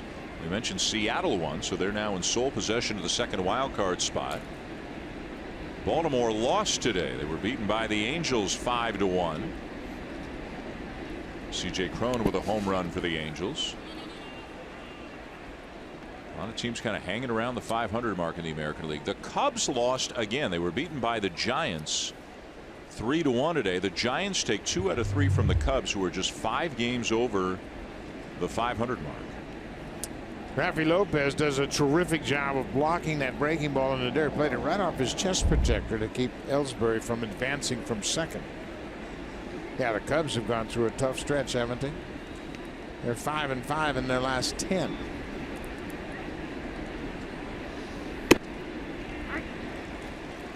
With Campos struggling, activity in the bullpen, and left-hander Aaron Loup has started to throw. That Cubs loss has brought the Brewers back within 1. The Cardinals are 2 out. The Pirates are 3 out. 4 teams within 3 games in the same division, with the wild card spots possibly out of reach, with Arizona and Colorado having good years. Good movement there on that pitch. That could be a crazy race in the National League Central. Yeah, the Pirates have won 3 in a row. The Cardinals have won 4 in a row. Cardinals making some interesting roster moves. They sent Stephen Piscotty down to the minor leagues after they signed him to a big extension early in the season, but he wasn't producing, so they shipped him out. 2-2. That is a foul ball.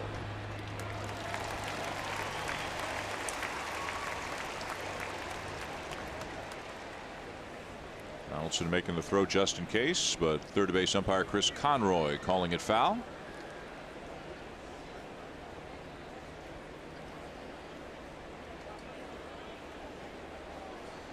The Yankees up to 10 hits on the night. They've got 3 doubles in this inning and 4 doubles on the night to go with 3 solo home runs. So 7 extra base hits for the Yankees already in this game.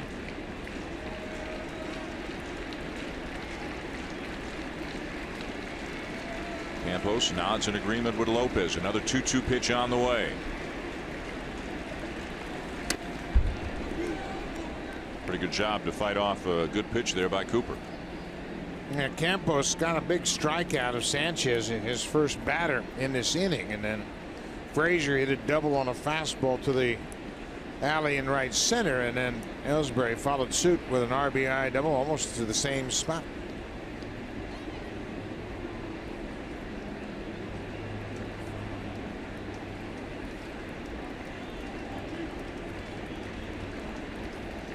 Again, the 2-2. And a fastball grounded in the hole at short. Goins sets his feet and unloads in time to get him. Another good play by the Blue Jays shortstop tonight, Ryan Goins. The Yankees get 3 though, and now lead 6-2. Goins making sure it gets no worse than that.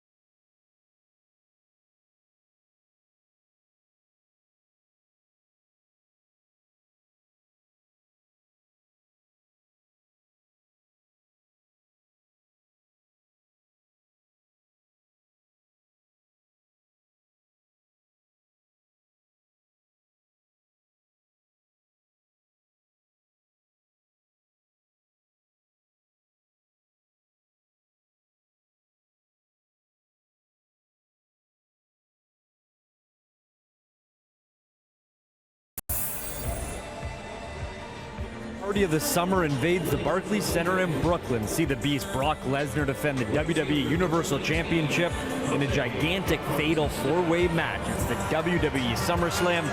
Catch it Sunday, August 20th, only on the WWE Network. Guys. Thank you, Sean. The Blue Jays looking to rally as they come up here in the bottom of the 5th. The Yankees just stretched out the lead to 6-2. In front of another big crowd, better than 41,000 last night. It looks like a similar crowd, maybe even a little bit bigger here tonight. Top of the order as Jose Bautista takes a strike from Masahiro Tanaka. It'll be Bautista, Donaldson, and Smoke. Bautista 0 for 2. A couple of pop-ups, one in fair territory, one in foul territory.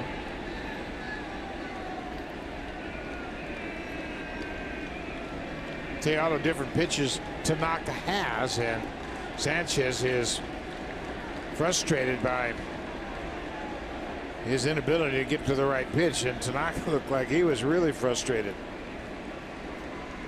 Not that one, no. Okay. Got it on the 3rd try. You catch anybody who threw, say, 6 different pitches? I don't think so. Probably 5 was the most. I don't think it caught anybody. You needed 2 hands to give signs. Yeah. You know who threw a lot of pitches? A guy sitting in the booth next to us. David Cone. David Cone, former terrific pitcher for the Blue Jays and many other teams, part of the Yankees broadcast crew. Bautista hits a frozen rope to left field for a home run.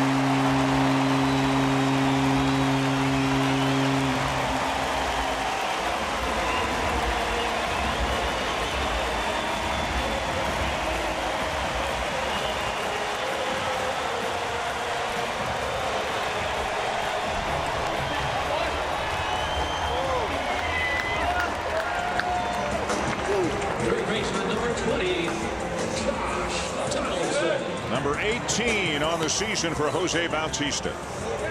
The 28th home run surrendered by Tanaka and the Blue Jays. That's just their 2nd hit of the game, but now it's a 3-run Yankee lead. Bautista had a long home run in the series down in Houston off Mike Fiers. Got a curveball, but watch the bat speed fly through the zone there as he jumped all over that Tanaka pitch. Looked like a fastball, and Bautista took care of it. 50 RBIs on the nose now for Jose. It's a splitter, a hanging splitter. That's why it looked like a fastball. It didn't have a whole lot of movement, and the movement it had was into Jose and not down. So it stayed on the plane of the bat. And now Larry Rothschild is out as Chad Green starts to loosen up for the Yankees. So Rothschild out with the interpreter. That's Shingo Hori, who was the interpreter for Tanaka, to make sure that everybody is on the same page here. I know Hori because he was my stage manager in 2013 in the World Baseball Classic in Tokyo. And Shingo has come over here now and serves as Tanaka's interpreter. I told him the other day, I said, you've come a long way, young man. You broke him into the business, huh? He's a terrific young man.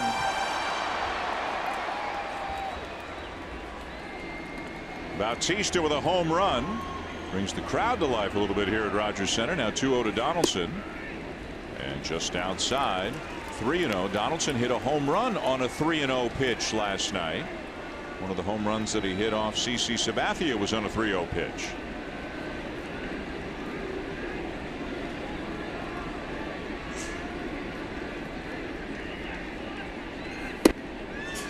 Outside again. Ball 4. 5th walk given up tonight by Tanaka. Well, this is where the Blue Jays can really make up some ground with Donaldson taking a second walk. Smoke walked his last time up, and that's going to be it. Judge Girardi right here is going to make a move to the bullpen, and Tanaka 88 pitches, but certainly lost his effectiveness. That's a season high 5 walks for Tanaka, and he is out of the ball game, and it doesn't look like he's none too pleased. No, he will not get a chance to qualify for the win. Doesn't get through the 5th inning. Chad Green coming in from the Yankee bullpen with Justin Smoke waiting for him. The Blue Jays trying to creep a little bit closer here in the bottom of the 5th.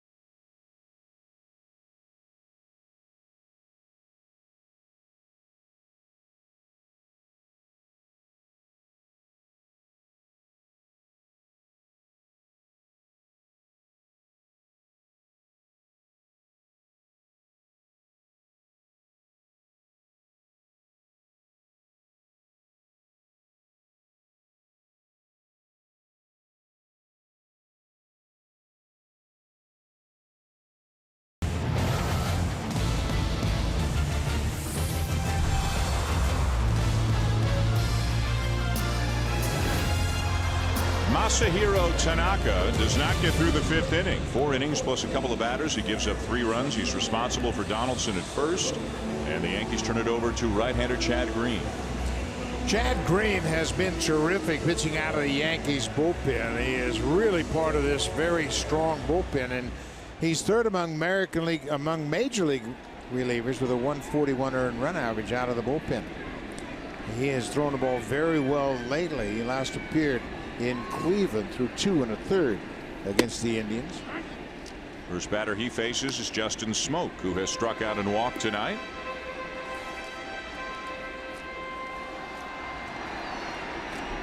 Four home runs in the game, 3 for the Yankees, 1 for the Blue Jays. Long way to go. We're just midway through here at the bottom of the 5th. Big swing and a miss at that fastball, and it's 0-2 on Smoke.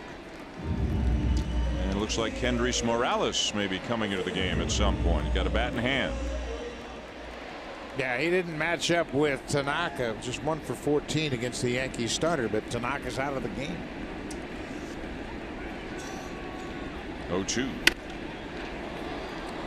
Chad Green is 26 years old. He was drafted out of high school by the Blue Jays in the 37th round in 2010 out of high school in Illinois.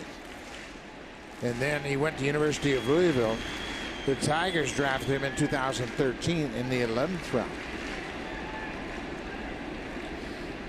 Pitching well lately, and he's a middle reliever, but got a lot of big time arms ahead of him as he picks up a big out here, striking out Smoke for the first out of the inning. Yeah, this is a real strength of the Yankee team, the depth of their bullpen. You can have Green come out and get a big strikeout. That fastball upstairs, you can see the four-seam spin. He blows it by Smoke for the first out of the inning. Now Pierce, who walked and scored in the second and then hit a sacrifice fly in the third. 6-3, the Yankees lead the Blue Jays. Jays batting here in the bottom of the fifth. And a fastball misses away. We mentioned that Green was drafted by the Tigers. He came to the Yankees in a trade along with Luis Cessa, starting pitcher for Justin Wilson, the left-handed reliever who has since been traded from the Tigers.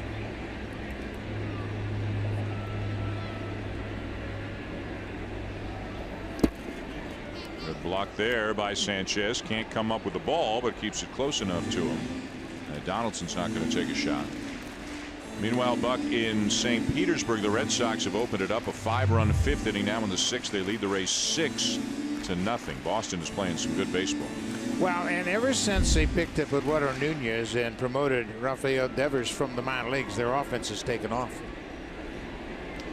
Red Sox have won 7 in a row entering tonight. Nunez 2 more hits tonight. Benintendi 3 hits. And Devers is getting the night off, but since he has come up from the minor leagues and Nunez has joined the Red Sox, they have truly become an offensive force once again. And John Farrell can move Nunez around. He can DH Pedroia if he wants to. Can sit Devers as he is tonight.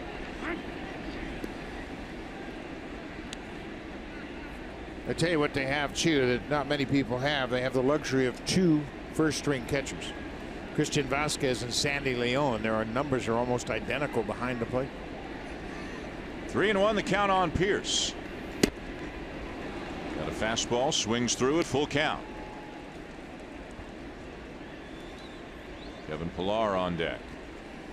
Kendrys Morales still just kind of pacing up and down the dugout with a bat in hand, waiting for an opportunity to enter the game at some point. Just to let the manager know I'm here. Yeah, he didn't like to sit on the bench. He's a baseball player, and he had the first part of this game off because of his numbers against Tanaka.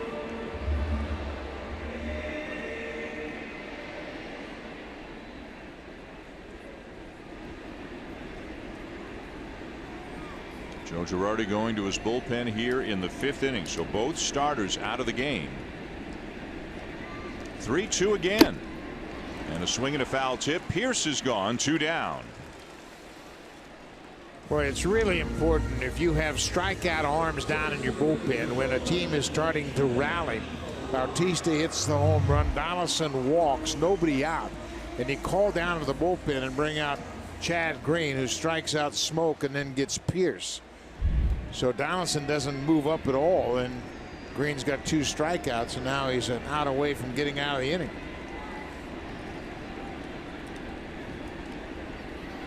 Pillar 1 for 2, doubled in the second. Donaldson still at first, now 2 down in the inning.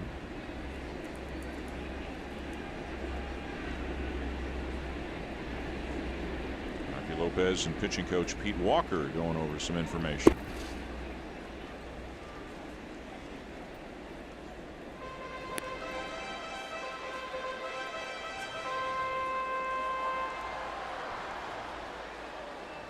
Be tough sledding the rest of the way for the Blue Jays against this Yankee pen with the likes of David Robertson, Dellin Betances, Aroldis Chapman, all waiting and ready for their opportunity. This is how the Yankees are going to try to win games down the stretch, and they hope into October is have the starter give them a decent effort, kind of like the Royals 2 years ago, kind of like the Indians last year, although Corey Kluber a lot more than decent, obviously.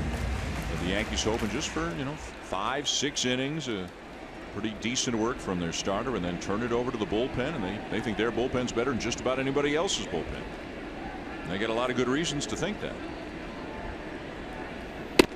And Green gets Pilar. What a job by Chad Green.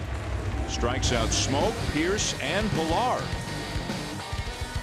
Jose Bautista does make it a little bit closer, leading off the inning with a home run off Masahiro Tanaka, his 18th on the season. Into 5. The Yankees now lead the Blue Jays 6-3.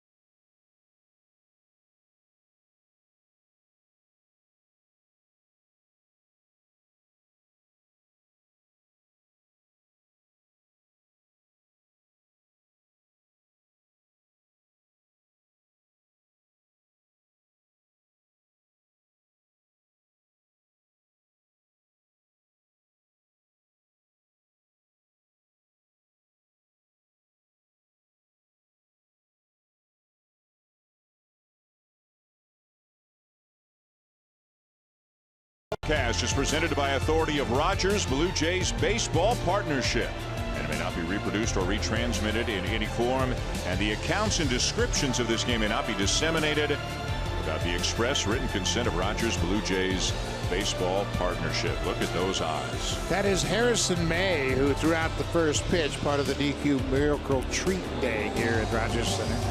And afterwards, he would get an autograph, and look at that smile starting to break out. What a terrific opportunity for a beautiful young boy. Yeah, young guy from PEI here in Toronto, enjoying some baseball tonight as Aaron Loop enters the game for the Blue Jays.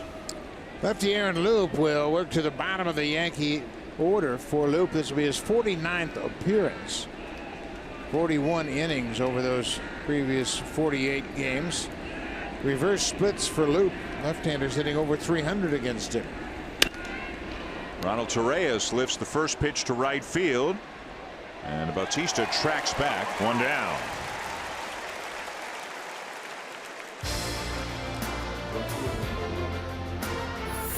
Canada's favorite car cheers for Canada's favorite team, Honda. Proud fan since 1977 and the official vehicle of the Toronto Blue Jays.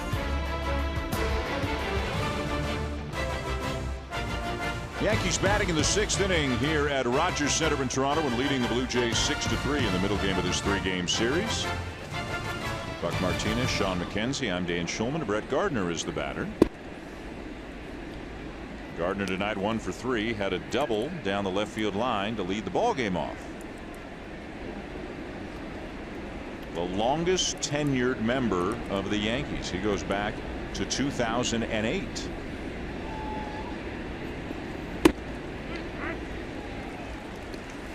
Remember, he got a nice contract extension from the Yankees, somewhere around $50 million, and everybody was kind of like, wow, really? But he has proven to be worth it. I mean, he's a terrific leadoff hitter, one of the few prototypical leadoff hitters in the American League. And he's got some power. He can play center, he can play left, and if you need to move him around in the outfield, he is adept defensively wherever you put him. But in 2011, he had 49 steals. That led the American League. He won a Gold Glove last year. He's been an all-star, and he was a very good investment for the Yankees. Chopper out to second. Got to hurry, and they just do get him. Not a lot Barney could do there. That ball just took a while to get to him. Had to play it off the extra hop, and he gets Gardner by a half step. Well, and that's what Gardner brings to this ball club too, the intensity, the fire, the day in day out preparation. And he made it interesting there at first base. Barney just kind of has to wait for this ball to get to him, and he knows he's got to unload in a hurry. It's bang bang at first. And Gardner, he does this every single time he hits it. He is fighting to beat that throw. It looks like he might have come up favoring something, grimacing a little bit as he ran past the bag. Appears all right now that he's back in the dugout. 2 down in the inning, and the batter will be Chase Headley, 0 for 3 with a couple of strikeouts. Turns around to bat for the right side against the left-hander Luke.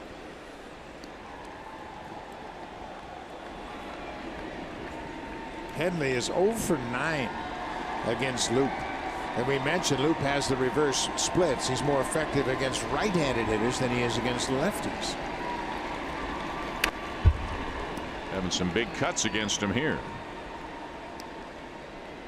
Well, Luke gets that ball inside so well to the right-handed hitters that he can use that now, throw that slider that starts on the inner half of the plate and break it down and in.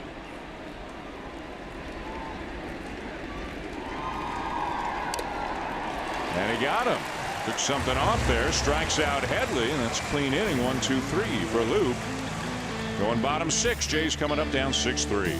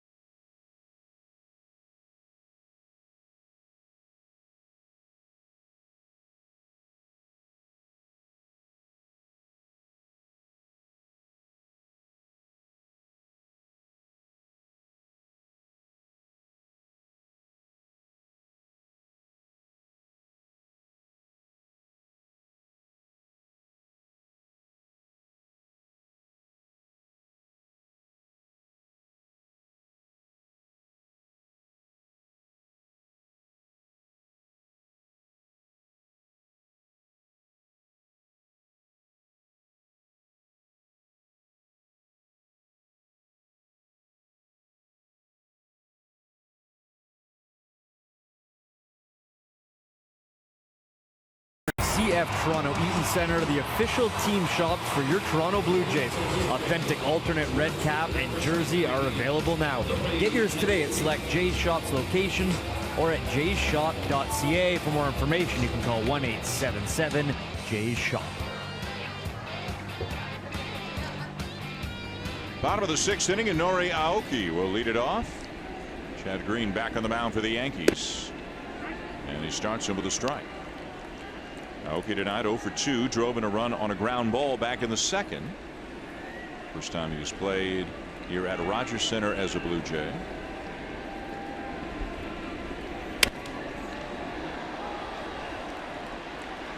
If you're sitting on the third base side of the field, you got a decent chance of having a foul ball wind up near you when Aoki's up there.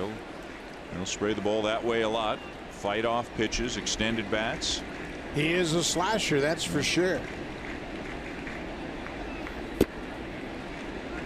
Sanchez tried to drag that back into the strike zone, but to no avail. But you can see the quality of the arm that Chad Green features. 96 miles an hour, and he showed off that arm last inning when he struck out the side after coming into the game. Got smoked Pierce and Pilar.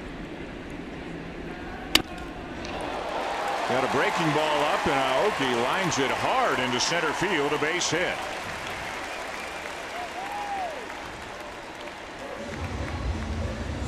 Aoki's first hit against Green. He was 0 for 1 prior to this hit, but it's a breaking ball that stays up. Yeah, Green has to go right past his shoulder into center field.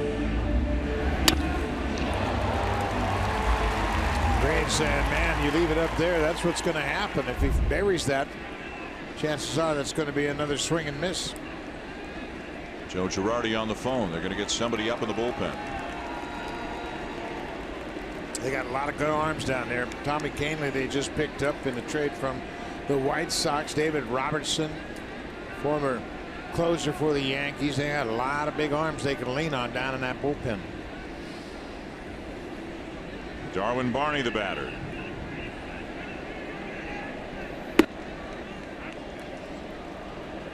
And it is Tommy Kahnle just starting to throw.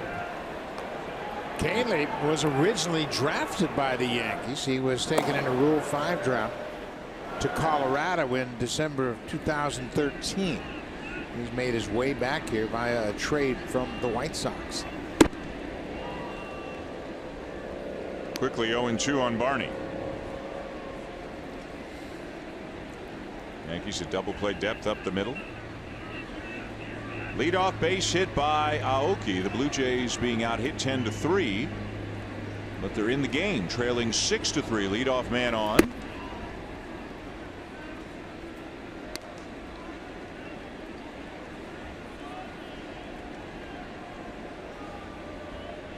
Joe Girardi knows that this is an explosive Blue Jays ball club, and you get a couple of boards, somebody whacks one, and it's a brand new ball game. So that's why he's got Kahnle loosening up down in their bullpen.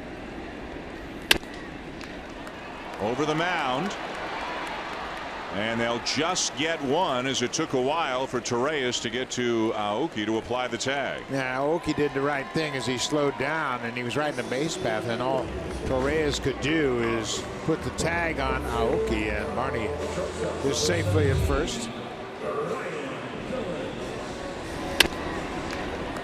Right here, if Aoki goes into Torreyes, he might have a chance at turning two, but because he stopped and made Torreyes come to get him, he had no chance to make a throw to first. So Barney reaching in the fielder's choice. Aoki forced at second after the base hit, and here's Goins, a ground out and a walk. Goins doesn't care who comes into the game after Tanaka leaves. You can send Goose Gossage out there, and he'd be thrilled about it. Yeah. He's like, just give me a straight fastball and let me take my chances with that.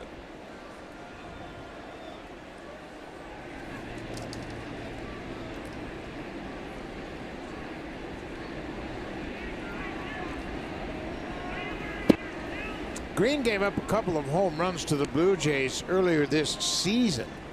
In a 12-2 Yankee win, he gave up a home run to Ezekiel Carrera late in that ball game, but he gave up a game-tying home run to Russell Martin in New York on the 5th of July.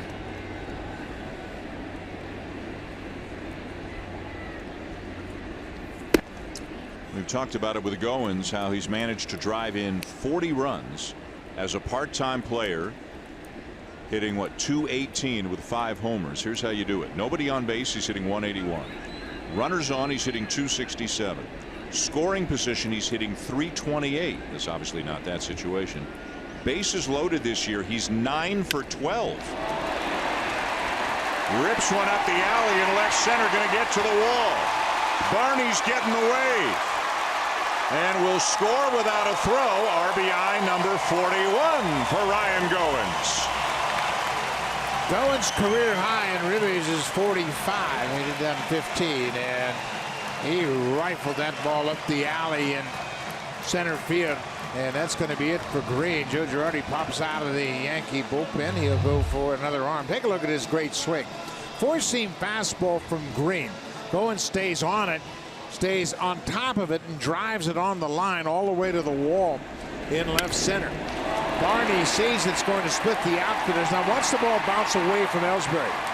Right there, and that allowed Luis Rivera to wave Barney around third. If that ball comes up and bounces directly to Ellsbury, they might not have been able to send it. But Green is out, Kahnle is in, and the Blue Jays have made it a 2-run game. Rafi Lopez getting a scouting report right now on Tommy Kahnle. He's going to come up as the potential tying run thanks to the RBI double from Goins. The Blue Jays now back within 2.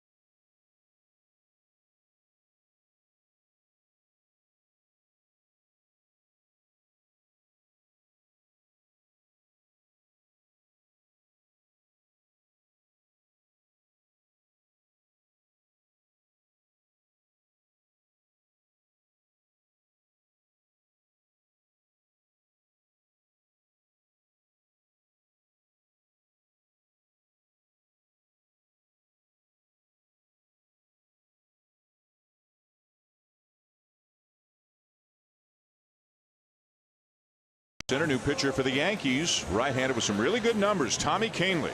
He's allowed just 2 earned runs in 10 appearances since joining the Yankees. That's a span of 8 2/3. But the interesting thing about Kahnle, since he's joined the Yankees, he hasn't walked anybody and struck out 12. He's a strikeout pitcher. You could see his numbers: 72 strikeouts for the season, just 7 walks. The Blue Jays are back within 2, trailing 6-4. Rafi Lopez, the catcher, is up. Reached on catcher's interference and has also struck out. Started him with a changeup there, it looked like. Missed inside, ball 1. Kahnle throws 98 miles an hour. Got a fastball, slider, and a changeup, but he's got a powerful fastball. There are 4 relievers in a baseball this year with at least 60 strikeouts and fewer than 10 walks. Kenley Jansen, Craig Kimbrell, Roberto Osuna, and Tommy Kahnle. So get it ready, boys. Yeah. Of course, he falls by 2-0. Yeah. 2 changeups in a row to a guy with very little major league experience. Never hit a major league home run. Yeah. Trying to trick him. Maybe that loud foul ball last time Lopez was up shook him a little bit, but kind of strange when you throw 98. Emphasis on the foul ball.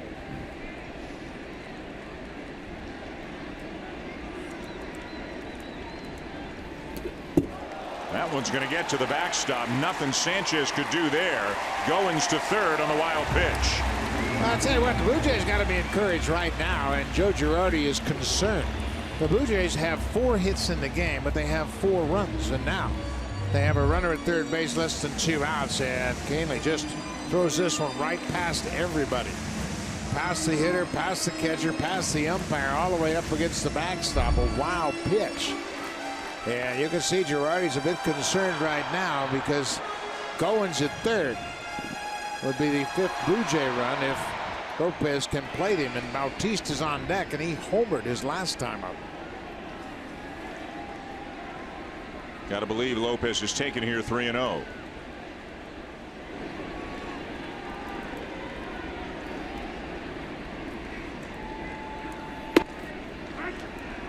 '97. Where was that on the first pitch of the at bat? A little movement on it too, a little 2-seam action on it. Infield is back. Ground ball would get a run home. Goins can really come down the line. Frazier's way off the line at third. 3-2. 99. Yeah. Pitching backwards here. Back to a 3-2 count.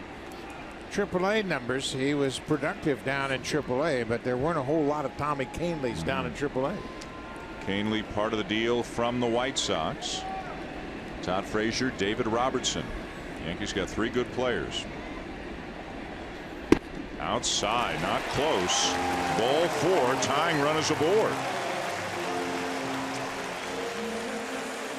Drive of the game brought to you by the powerful all-new 2017 Civic Type R. Jose Bautista in the 5th inning, leading things off, jumps all over that splitter from Masahiro Tanaka. Tanaka knew it immediately once he saw where that pitch was, and Bautista squares it up. I mean, it is a line shot off the back wall beyond the Blue Jays bullpen. Home run number 18 for Bautista, and the 28th home run Tanaka has surrendered this season. Well, he's hit 1 dinger tonight. Another one would give the Blue Jays the lead. And a slider misses down and away, ball 1. Now here's where you really put pressure on a young catcher. You had thrown changeups. He threw a fastball right back to the backstop, right past Sanchez, and then he misses badly with that first pitch slider. You're putting a catcher in a tough spot right now because you leave him only 1 pitch to call, the fastball. Bautista was geared up for it. Yeah. When how big is this inning? If the later in the game the Yankees have the lead, obviously the more difficult it becomes to come back. If the Blue Jays can make some more noise here, maybe they can keep the likes of, say, a Betances out of the game. Although at times they've had some success against him, and Betances is not always airtight, as good as he is, as dominant as he can be. Down and away. Boy, and Sanchez, I mean, he's needing 100% of his energy and focus right now just to handle Kahnle. Yeah, and first of all, it's 98. Secondly, Kahnle's not really sure where it's going. And this has been a problem. We mentioned that Sanchez has committed 12 pass balls this season, and he was charged with an error earlier in this game.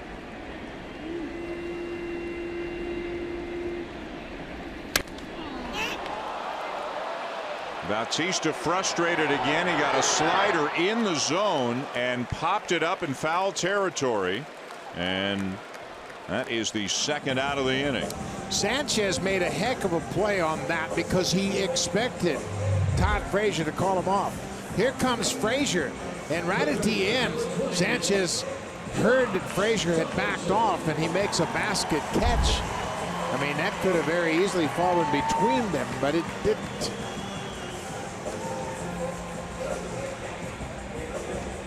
Busy night behind the plate for Gary Sanchez. 2 down now, and here's Josh Donaldson. So Donaldson has seen Lopez get a first pitch changeup, Bautista get a first pitch slider, but he's also seen 99 on the radar gun. What will Kahnle start Donaldson with?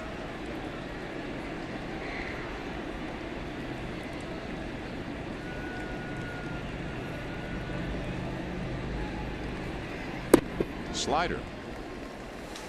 Yeah, and when you do that, when you miss with a slider or a changeup, you're just making it higher percentage that you're going to have to throw Donaldson a fastball.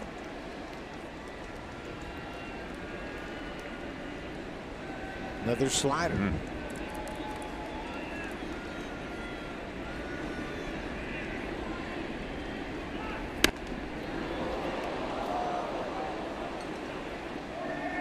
It's a hard slider, and even though that one didn't break, it was inside. Donaldson just checked his swing and found it into the seats. Josh has been clutch.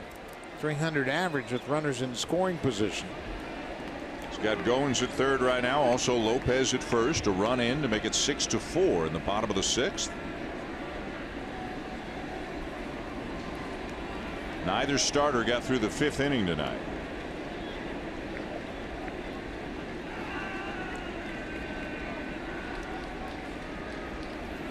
Fastball down and away, ball 2. He's got better command with his slider than he does with his fastball. Well, and it hasn't been great. Yeah. You think manages an easy job? He's pacing, and he's got a 2-run lead. .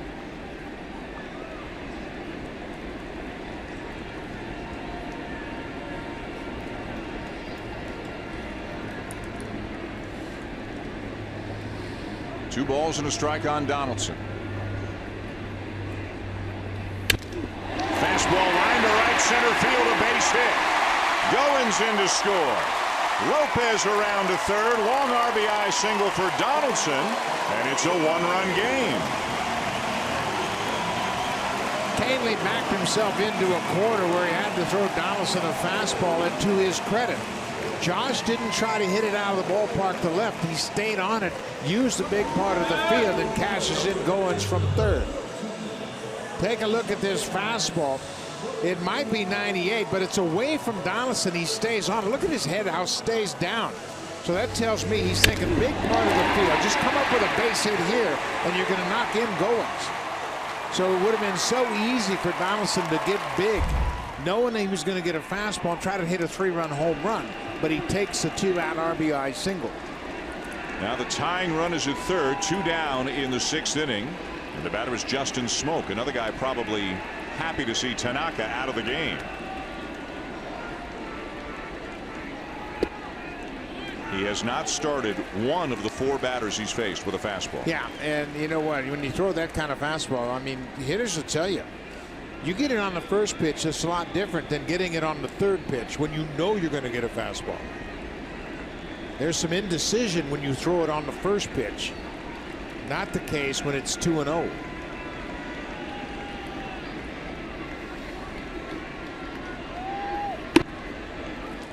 Back-to-back changeups to Smoke. 2-0. And Todd Frazier.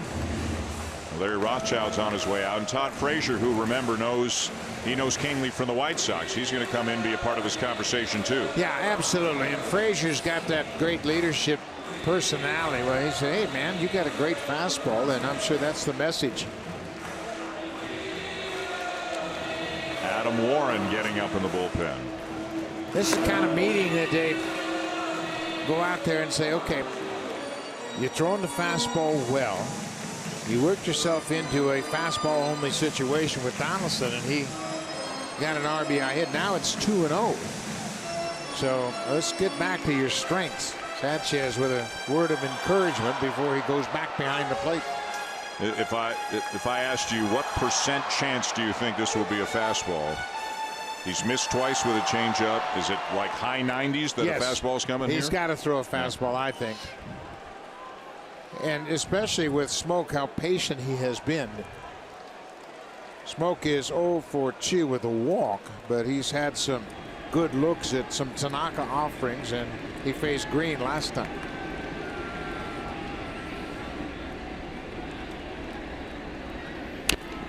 Fastball, and Smoke swung at a borderline pitch, 2-1. Yeah, but he was geared up for 97, and it was a borderline pitch indeed, but he was on it.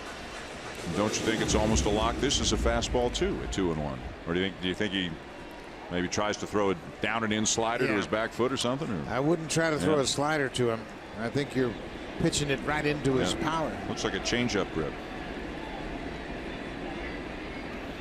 Changeup. Swing and a miss, 2-2. And that's the best changeup he's thrown this inning. You can see it's kind of like a claw grip, 3-fingered changeup where all he's doing is taking the velocity off the ball, killing that velocity with a weak grip. Going back to it again.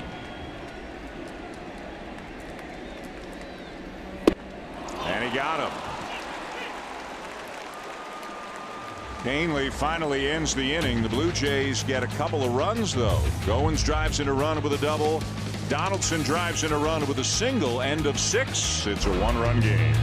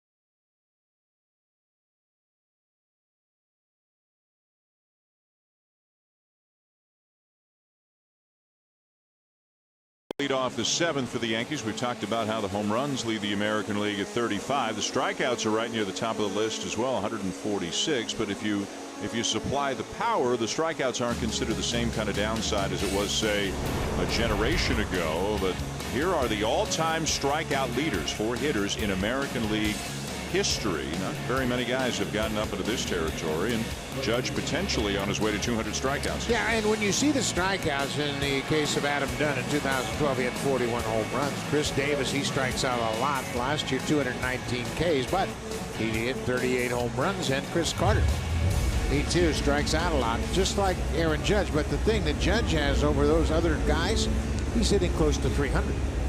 And he's had a terrific start to his season, although the second half hasn't started as well as the first half went.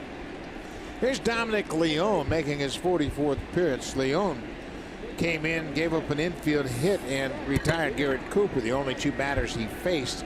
That was in the 6th inning in last night's game. Only threw 8 pitches in that outing. Out here to face Judge, Gregorius, and Sanchez, the heart of the Yankee lineup here in the 7th. 6-5. Yankees leading the Blue Jays.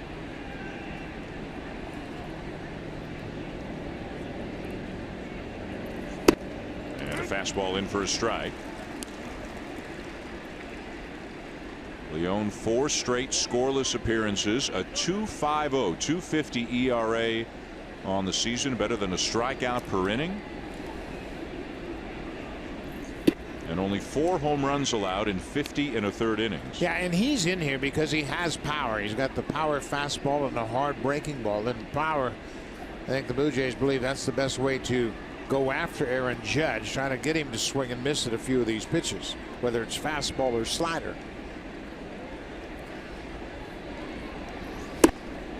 Good slider there. But look at where all those pitches are. Leone has done a terrific job of working that down and away strike zone and off the strike zone, especially when he gets 2 strikes. He'll throw that strike to ball breaking ball with 2 strikes. Shakes off Lopez once, now has the sign he wants. Fastball. But again, down and away. Hardest pitch in baseball, I don't care who you are or how hard you throw. That's the pitch that takes the most effort for a hitter to get to. You have to really strain to get to that. You got to commit your body. You got to commit your arms. You're out over the plate. You got to go get it.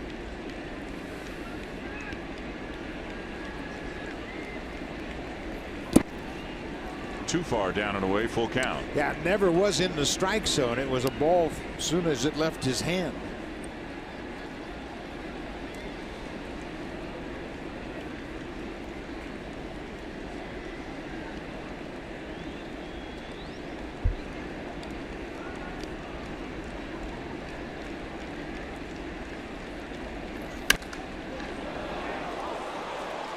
I mean, this is a major league pop-up. Wow. I tell you what, that would have been interesting to see the roof closed and that thing go up there. That was way up there. And fortunately for the Blue Jays, he hit it straight up and not out. But it was way up there. You saw Barney shuffling his feet as he was trying to figure out where it was going to come down. So Judge retired for the first out of the inning. And now Didi Gregorius has had a good night. He's homered and doubled.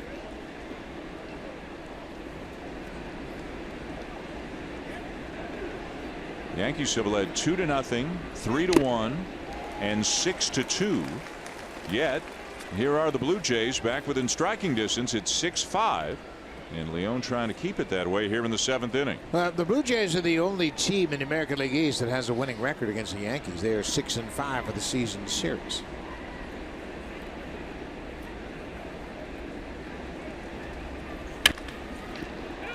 Down to first. 2 down.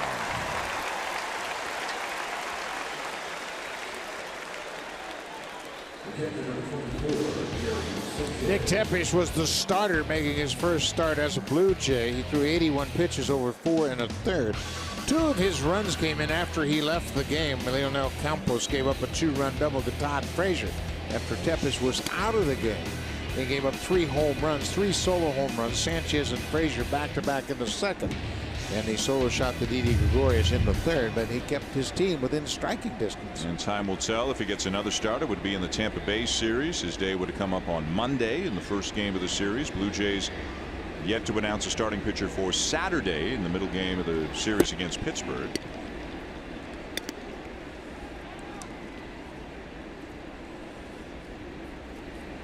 They're obviously hoping at some point they can get Aaron Sanchez back. And you know, Sanchez would dearly love to be able to pitch again this season, to be able to put this blister issue behind him, finish off 2017 on a strong note. Yeah, 4 times on the DL. Yeah, it's been tough, and he came into spring training chomping at the bit, in great shape, thinking about improving on his fine season of 16, but it never really developed.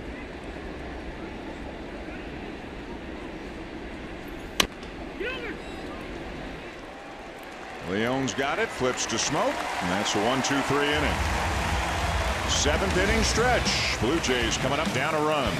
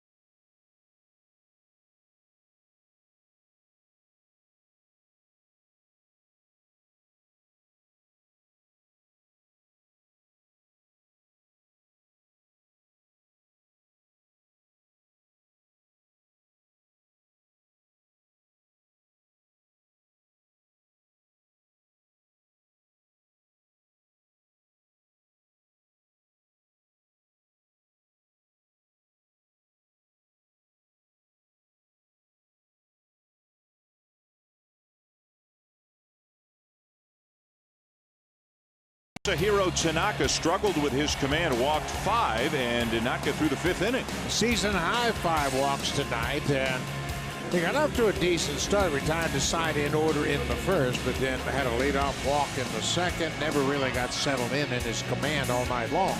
88 pitches, he was out of the ball game after facing 2 batters in that 5th inning. Bautista took him deep, and then he walked Josh Donaldson, and that was the end of the night for Tanaka.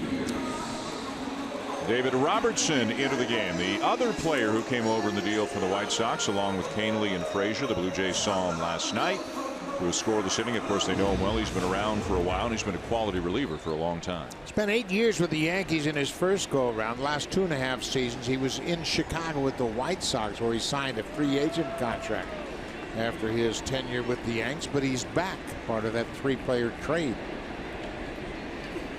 Steve Pearce leads off the inning. A walk, a sac fly, and a strikeout. Pearce, Pilar, and Aoki, 4, 5, 6. Remember, Kendrys Morales is on the bench. Didn't start tonight's game.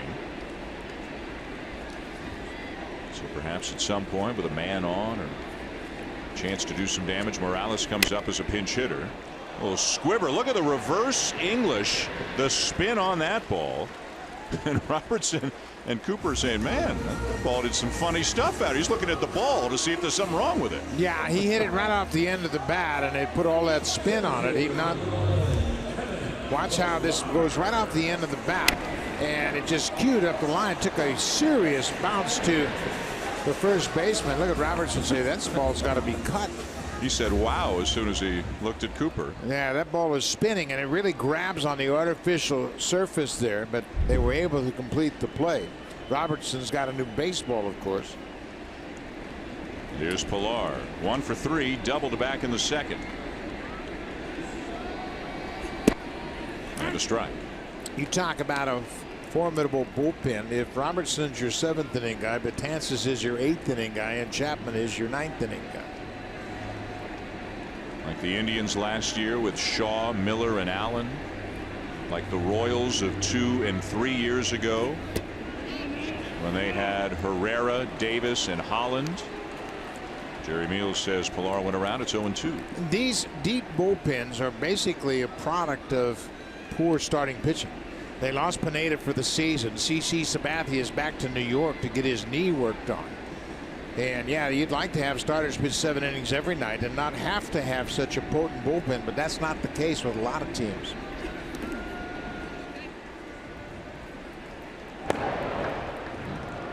J.P. Howell up on the Blue Jays side.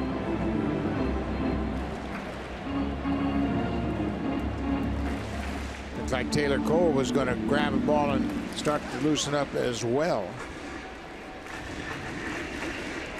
Cole was up back in the 4th inning tonight, and perhaps going to make his major league debut tonight.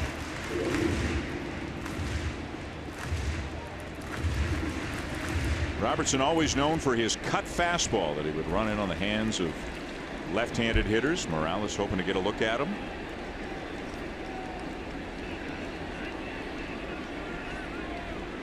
One-two. And Pilar chases a sweeping slider down and away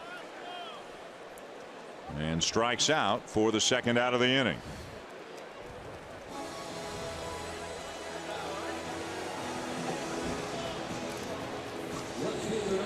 Beauty Tone, Canada's color experts, available exclusively at Home Hardware and Building Center locations. So 2 down in the inning. The bases are empty. And Nori Aoki is up. He's had a productive night. Drove in a run and a ground out in the 2nd, flied out in the 4th, had a base hit in the 6th. So 1 for 3 with an RBI.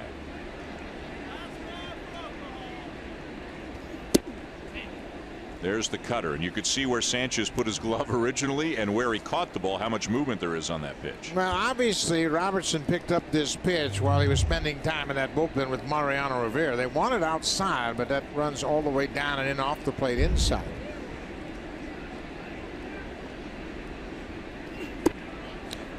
Robertson's got a couple real good breaking balls. The slider he threw to Pilar for the strikeout. He's got a good curveball as well, and now that cutter is an extra little wrinkle.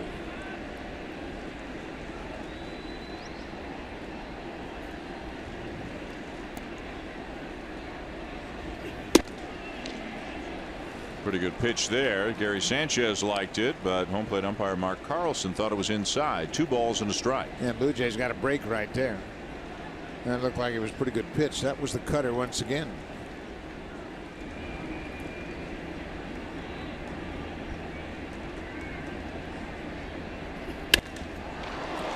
Down the left field line, but foul, and it's 2-2.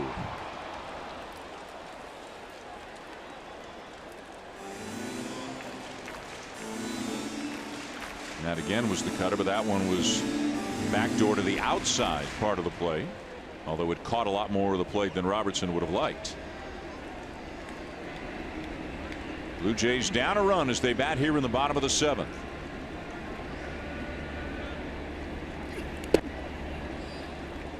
Tell you what, Sanchez has made some nice blocks tonight. Obviously there's no one on and there's not the same pressure there would be with a man on, but technically he's made a lot of good blocks, and that's what they're looking for. Focus, concentration throughout the course of 9 innings.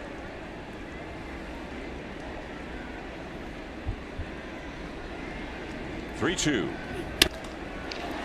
Ground ball to short. Gregorius in time. Nice play. The Blue Jays go in order. We're through 7 at Rogers Center with the Yankees leading 6-5.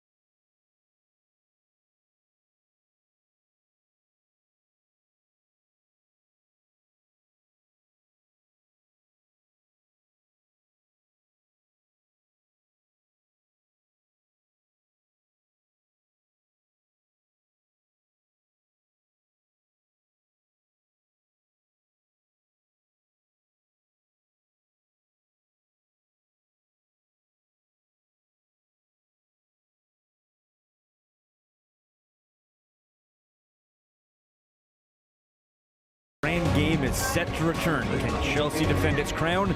We'll find out as a new season of Premier League action begins. You can catch it August 12th on Sportsnet and Sportsnet World. Dan Buck.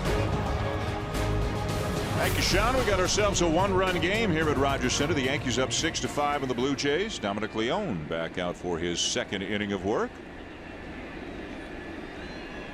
And the first batter he'll face is Todd Frazier, who's had himself a good night. 2 for 3, a home run, a double, and 3 runs driven in.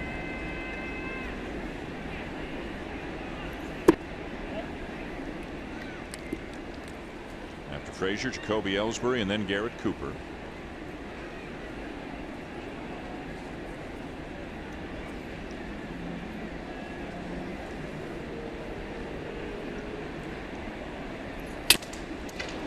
Broken bat, base hit for Frazier, who's now 3 for 4. Yeah, when you're hot, you're hot. You mentioned a home run and a double. Now he gets a broken bat single for his 3rd hit, and that's going to be it for Dominic Leone. J.P. Howell, a left-hander, has been loosening up. He has been called into this game by John Gibbons. So Leone had a 1-2-3 inning in the 7th, gives up a broken bat base hit to Todd Frazier, and he is done for the night. Out goes Leone. In comes Howell. Ellsbury due up for the Yankees. He's checking the charts to see what he might get from the left-hander J.P. Howell. 1-run game. Yankees leading. We'll be back after this.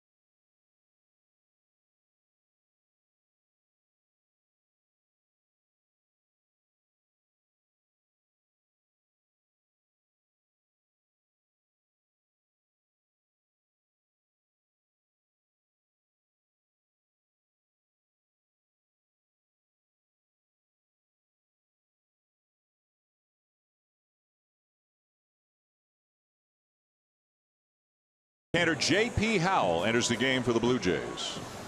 J.P. Howell's had a couple of different stints on the disabled list.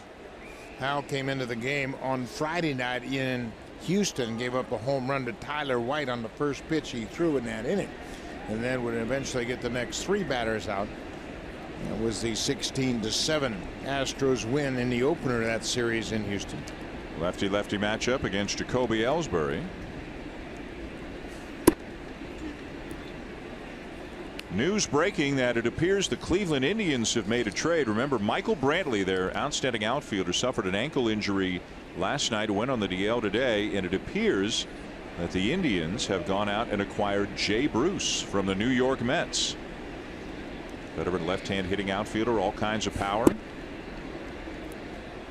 Jay Bruce had the no trade clause in his contract, and he had written off a lot of teams, but Cleveland obviously in a good position to go deep into the postseason. They have a 4-game lead over Kansas City at the start of play today.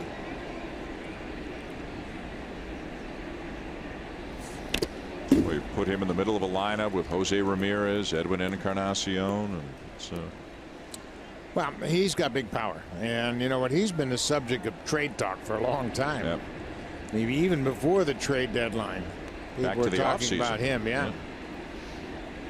But for the Mets this season, he's got 29 homers and 75 RBIs. It's a pretty potent bat to put in there.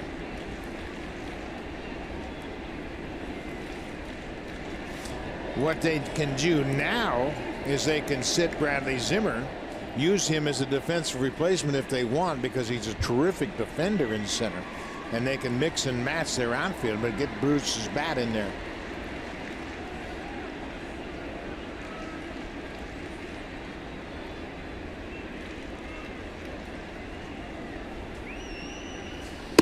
Did you see the teaching moment that Terry Francona had with Bradley Zimmer in last night's game? Yeah.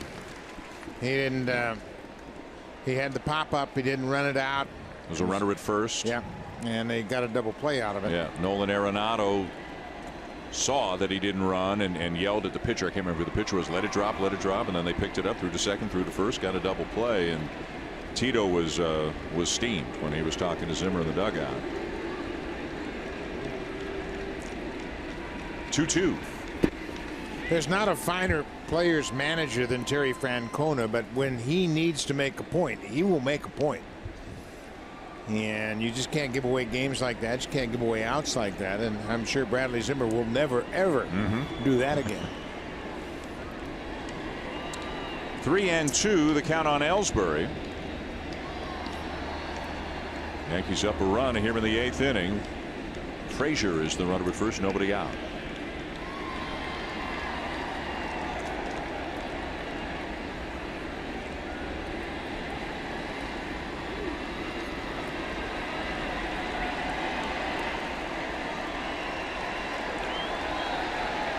Frazier, that unique way of taking a lead as Ellsbury swings and misses. Howell strikes him out. J.B. Howell gets the matchup hitter. He gets Ellsbury. And that's going to be it. This is just a fastball. It turns over and that pitch sinks a little bit. He was able to get Ellsbury to swing and miss. That's the only man he's going to face. And J.B. Howell gets a big out for the Blue Jays. And it looks like it is Taylor Cole coming into the ball game.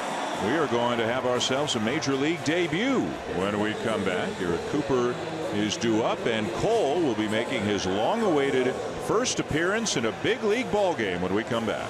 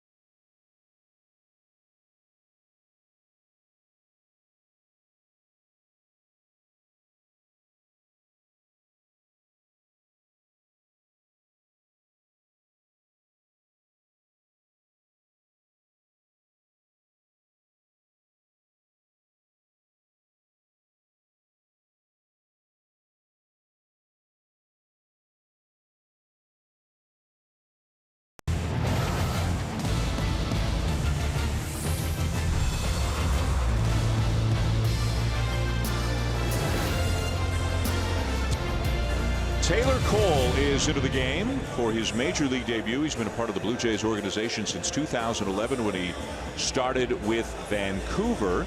Has gradually worked his way up the system. You talked about it a little bit earlier, Buck. He's had some shoulder issues that have slowed him down, but for the first time, he's almost 28 years of age, and for the first time now he appears in a big league ballgame. A 29th round pick back in 2011, and he was a pretty big prospect a few years ago. He's aggressive with his fastball, and he throws it right there to get ahead of the first big league batter he's faced, and it's Garrett Cooper. When he was called up to the big leagues, he's a native of Las Vegas, and the Blue Jays were in Houston at the time, so his family His wife, his parents, and his brothers all flew to Houston, and he didn't appear in a game while the Blue Jays were in Houston. So they've all flown here to Toronto. So they're obviously thrilled to see him get a chance to pitch in a big league game for the first time. Garrett Cooper is the batter. He was 2 for 3 last night. He's 2 for 3 again tonight. 1 on, 1 out, and the Yankees up 6-5, top of the 8th inning. Cole has only thrown 12 2/3 innings all season long, as he has been dealing with that shoulder injury. I think we may have found Mrs. Cole. Yeah, tap somebody on the shoulder and say, "Excuse me, I need to get down to the screen." That's awesome. Got a lot of movement on that fastball. The previous fastball was 95 miles an hour. And Pete Walker told me that a couple of years ago they were really high on Taylor Cole. Then he ran into these shoulder issues and he is back. But they always liked his strike ability, the fastball and the slider.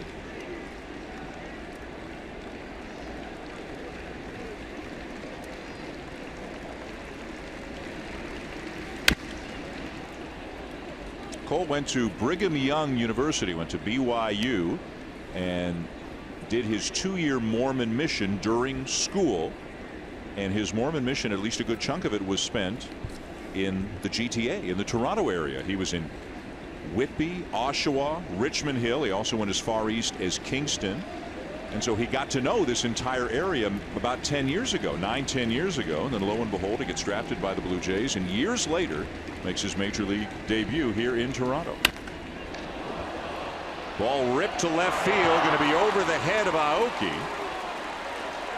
Frazier's going to be held at third on a loud double by Cooper, who's having himself quite a series here in Toronto. Garrett Cooper had 2 hits and 2 RBIs in last night's game. He wasn't even supposed to play in this game, and he gets his 3rd hit. A ringing double. That's a changeup, and you can see how it runs back inside. And Cooper is all over it. A couple of singles and a double. He's 3 for 4. And now, with it being as late in the game as it is, the Blue Jays are going to bring the infield in. 2nd and 3rd, 1 out. Ronald Torreyes is the batter. And you got a guy that can handle the bat. So if the Yankees are thinking about possibly adding an insurance run here, Frazier's the runner at 3rd. He's a good base runner. Up the middle, a base hit. 1 run home. Cooper getting away. Pilar's throw not in time. Throw to second not in time. 8-5 Yankees.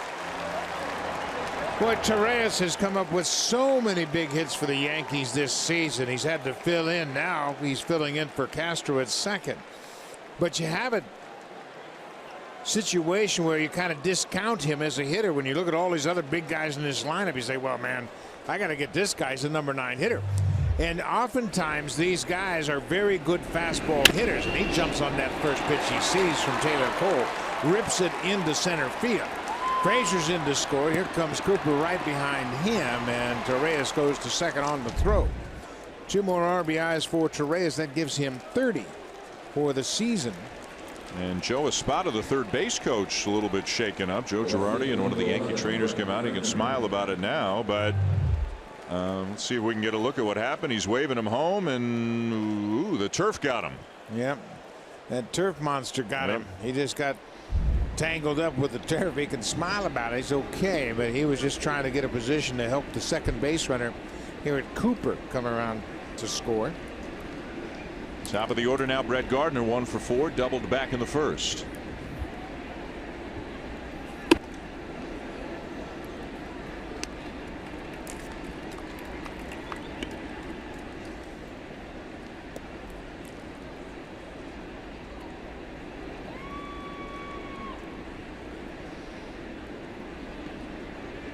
Yankees with 13 hits now in the game as that changeup misses high and Cole falls behind 2 balls and no strikes. 8-5 the Yankees lead.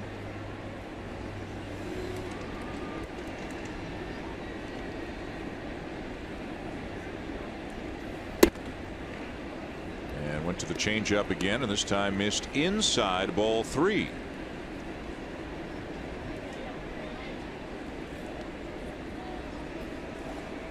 So Frazier, his run will be charged to Leone, as he had a broken bat base hit to start the inning.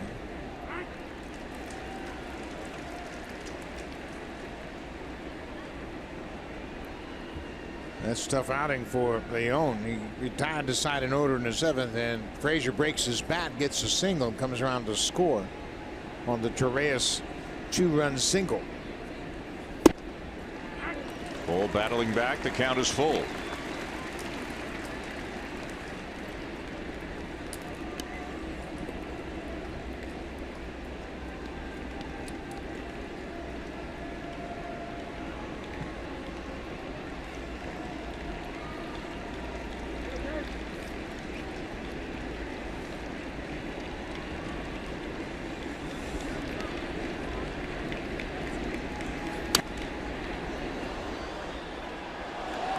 Meanwhile, in the Yankee bullpen, as expected, 8th inning, Dellin Betances is up. Yeah, and we talked about this. Robertson in the 7th, Betances in the 8th, and if it is a save situation, it'll be Aroldis Chapman. Pretty good way to end out a ball game if you have the lead.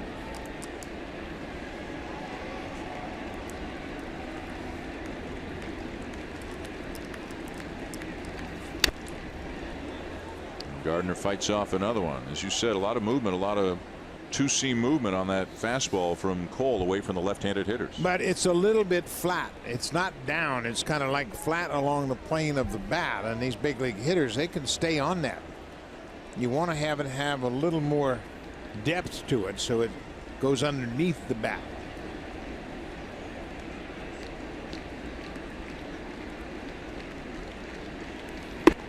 Ball 4. Pete Walker jogging out to the mound. You can bet Taylor Cole's heart's beating a little bit. This is his first big league game. He's pitching against the Yankees, and he came into a game where it was a 1-run game. He gives up a double, the 2-run single, and now walks Brett Gardner. And Pete Walker's trying to help him get through this situation. There's still just 1 out. Well, the game's still going on. Bottom of the 9th, the Red Sox have an 8-2 lead on Tampa Bay. Rick Porcello had an immaculate inning tonight. That means 3 strikeouts on 9 pitches. That is the 8th such inning in the major leagues this year. Looks like he's on his way to a win. It looks like the Red Sox are on their way to their 8th win in a row. Just gone final. Houston trailing the White Sox 4-0. Minnesota up 2-0 on Milwaukee. The Twins still hanging around like so many other teams in the wild card race in the American League. George Springer is finally back with the Astros. He is leading off and playing center field tonight in Chicago. But the White Sox, as you mentioned, lead at 5-0.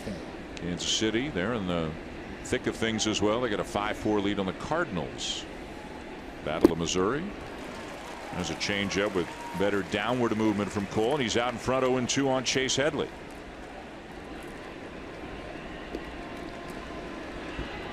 There's Rob Thompson, the bench coach for the Yankees on the right, a Sarnia native.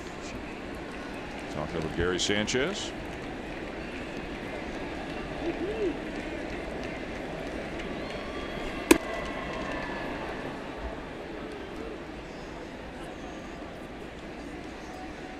Cole facing Headley with Aaron Judge waiting on deck.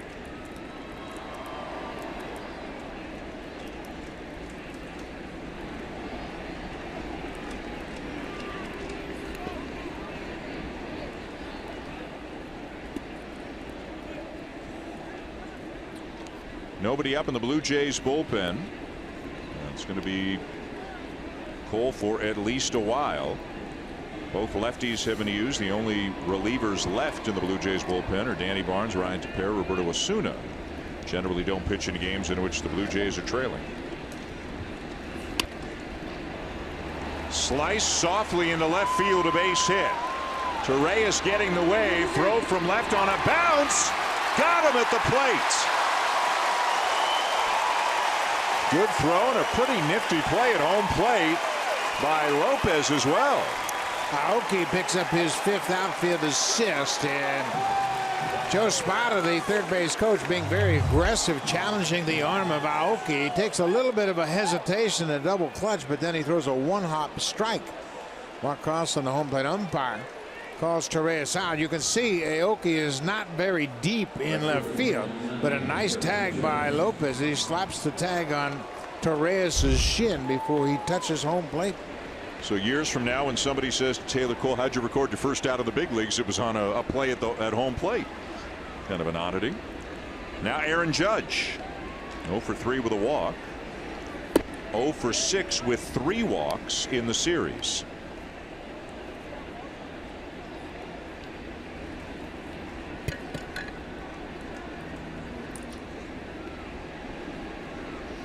Two down in the inning now, and the fastball misses outside. Yankees have added 2 runs here this inning, now lead 8-5, with Betances looming for the bottom half of the inning. Been a long wait for Betances standing out on that bullpen mound.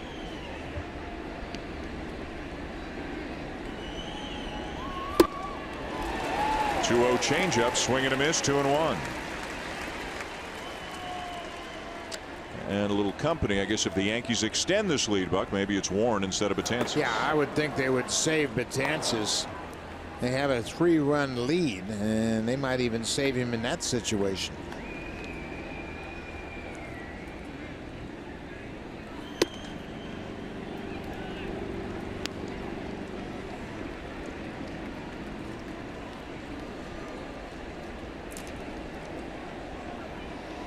Three and 1 to the American League leader in home runs.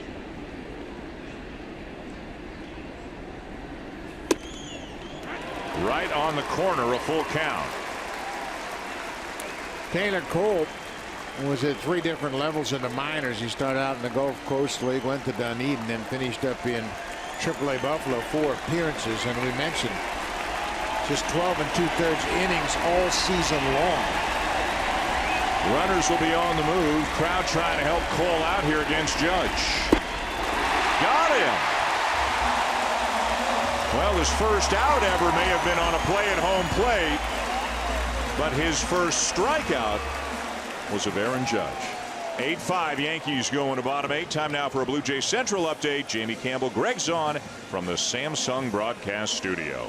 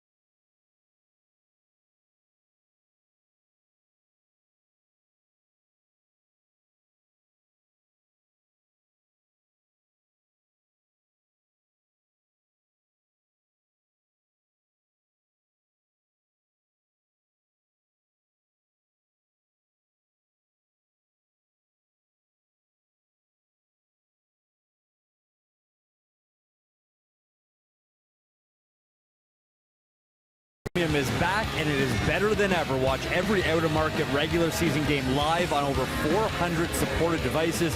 Plus, get a free subscription to @Bat Premium, the #1 app for live baseball. Blackout and other restrictions apply. For more information, visit MLB.tv. Guys.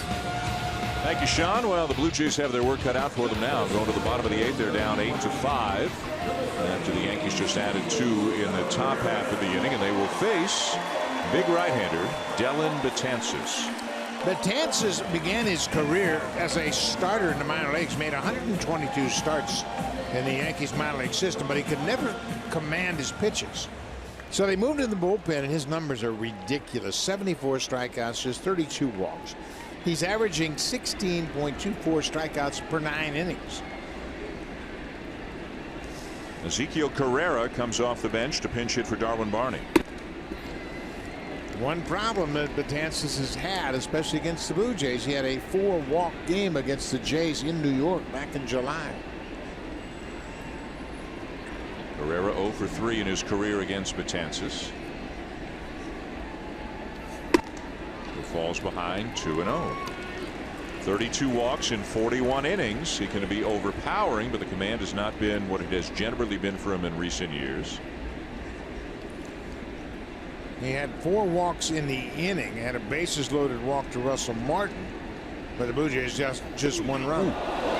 2-0 breaking ball with video game like movement on it, hits Carrera right in the leg. I mean, he had no shot at getting out of the way of that one. No, and Joe Girardi has a 3-run lead, but he hasn't enjoyed this game very much. Watch this pitch. I mean, that's a breaking ball. Carrera's got nowhere to go. He can't get out of the way. So the Blue Jays get a good start to this inning, although it's a painful one for Ezekiel Carrera. Leadoff man aboard for Ryan Goins, who doubled in a run his last time up.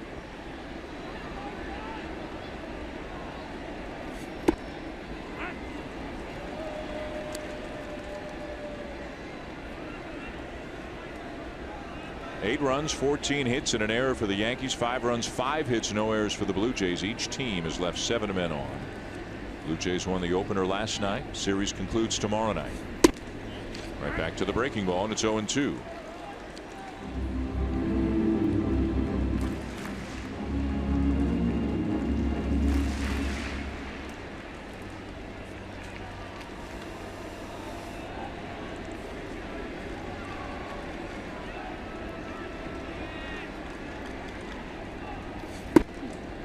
Fastball just down and away. Had Sanchez caught it cleanly, they might have gotten a strike call there. 99 miles an hour. I mean, this guy is 6'8".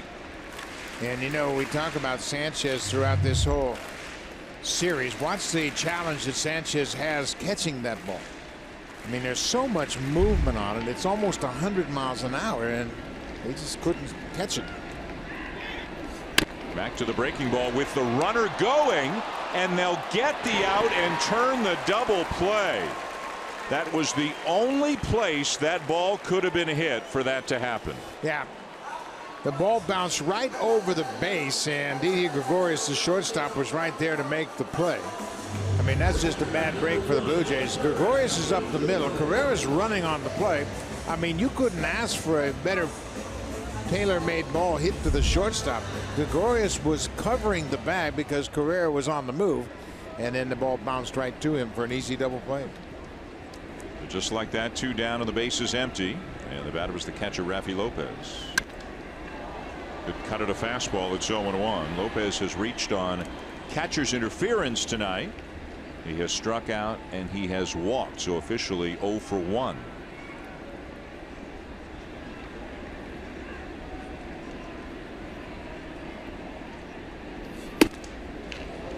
'99, 0-2. And you made the point. It's 99 and he's 6'8". Yeah, it's a terrible angle for a hitter. I mean, he's 6'8". You're standing up on top of that mound, and he seems like he's right on top of you when he lets it go. And he strikes out Lopez on 3 pitches. That'll end the inning. We are through 8 at Rogers Center. The Yankees leading 8-5.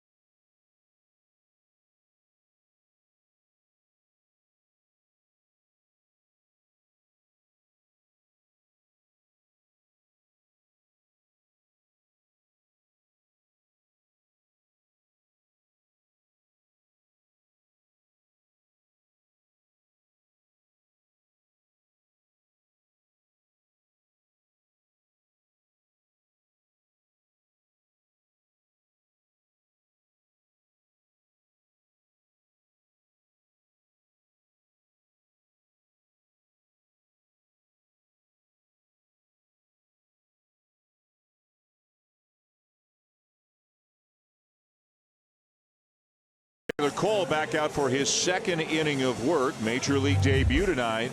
And he can tell anybody who wants to know his first ever strikeout in the big leagues was of Aaron Judge. Absolutely, and a terrific memory as the family is here and they celebrate with, we're assuming that's Taylor's wife and the father and mother here to enjoy the first big league game for Taylor Cole.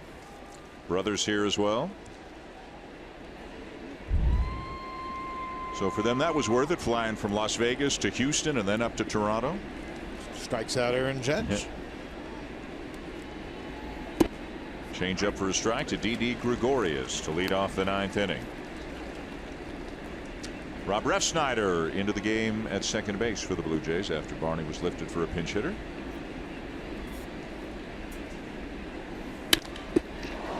Off Cole. Bounces to Refsnyder. Can't get a handle on it. Gregorius is safe. So that'll be the third hit for Didi Gregorius. Todd Frazier has 3 hits. Gregorius has a homer, double, and single. Same for Frazier. And now they're going to have the training staff come out. Refsnyder had to come up with it cleanly. Might have had a play at first base.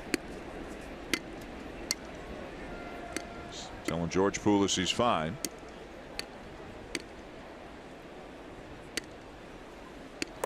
Meanwhile, Aroldis Chapman now up in the Yankees bullpen. Attention number 24, Gary Sanchez.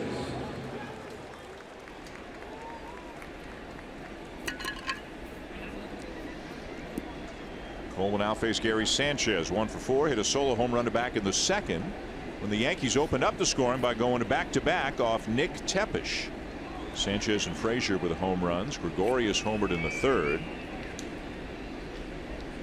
This is where the Blue Jays, Buck, as you well know, they've had trouble winning games when they've had to use their depth, dip down to the minors, replace a starting pitcher who has been injured, or San Francisco Liriano's case, who has been traded. You know, they know what they've got in Stroman and Happ and Estrada, but with Sanchez on the DL, Liriano gone, they're really piecing it together 2 times out of every 5 days. And it's even the same in the bullpen too, when they've been able to stay with Barnes and Leon and Tepera and Osuna. They can pretty much close out a game, but that second tier of relief pitching hasn't been as consistent as it has been the last couple of years.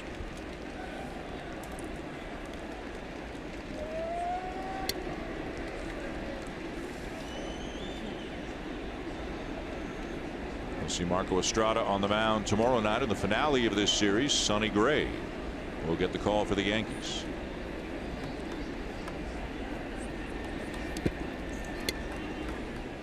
What do you think of Lopez behind the plate?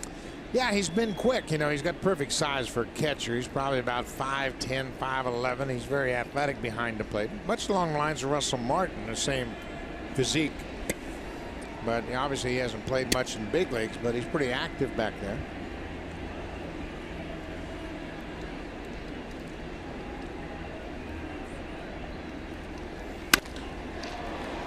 Liner to center and down for a base hit.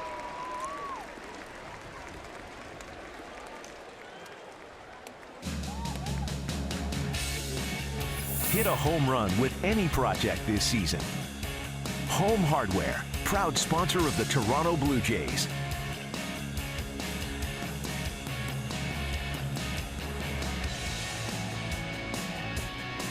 So the Yankees threatening to add to their lead here in the top of the ninth. With the first 2 men on here, nobody out for Todd Frazier. 3 for 4. They could play by Lopez as he got on that ball in the dirt very quickly.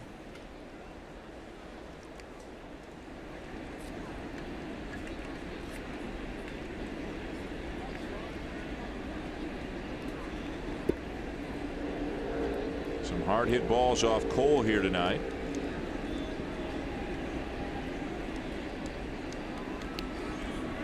One run charge to him last inning. Got out of it by striking out Aaron Judge. Now he's given up base hits to the first 2 men he's faced here in the ninth. And he's got Todd Frazier, who's already homer, doubled, and single.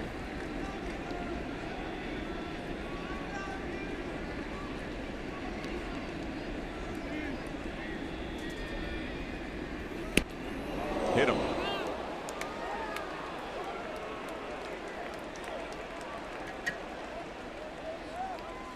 That one hurt. You see the way Frazier's reacting as he got it pretty flush. Longtime trainer Steve Donahue out with Joe Girardi to check on their third baseman.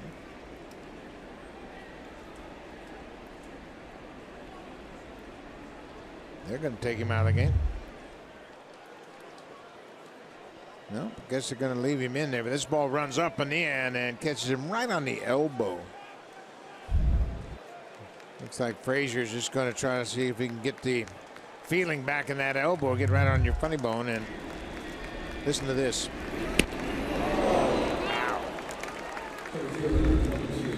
So Frazier is in there. You can see that elbow already turning red. Got hit pretty flush. And so the bases are now loaded with nobody out. Tough major league debut tonight for Cole. And Danny Barnes is up just in case this one goes too long. Blue Jays don't want to leave Cole out unnecessarily for too long of an outing if things continue to go south on him here. Here's Jacoby Ellsbury. And a changeup for a strike. Ellsbury 1 for 4, hit an RBI double back in the 5th inning. Looks like Adam Warren's gotten up alongside Aroldis Chapman again. If the Yankees extend this lead. Only play here is to first, so a run will come in on the ground out to make it 9-5. Boy, you talk about a couple of good bounces for the Yankees. They had the bouncing ball that went right to the bag on Ryan Goins. They turned that into a double play, and now Ellsbury just bounces one off home plate, picks up an RBI, and the Yankees get their 9th run of the ball game. And now Garrett Cooper, 3 for 4 tonight, 5 for 7 in the series. Blue Jays will bring the infield in.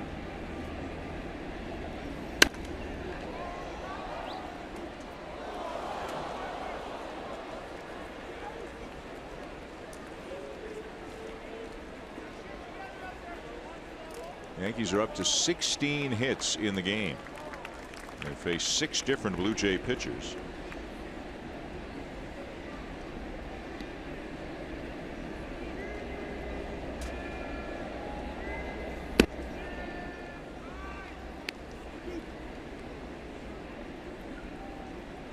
And Cole's had to work hard since he's come into the game. He's up to 39 pitches right now. Nick Tepesch started the game in his Blue Jay debut, so Blue Jay debut for Tepesch, major league debut for Cole.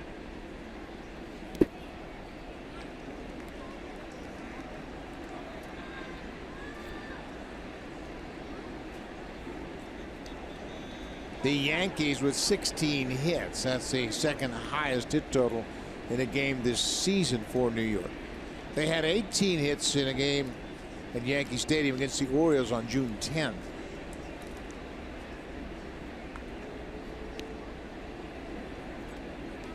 The 2-1. And a base hit into center field through the drawn in infield will score 2 more runs and to make it 11-5. And that's going to be all for Cole. Taylor Cole can say he waited a long time for his major league debut, but unfortunately for him it has not gone the way that he hoped it would. He did pick up 3 outs in total. He did strike out Aaron Judge, but the Yankees have added to their lead at his expense here tonight. 17 hits as Taylor Cole has a disappointing debut here in Toronto. Danny Barnes will come in with just 1 out and a runner at first base.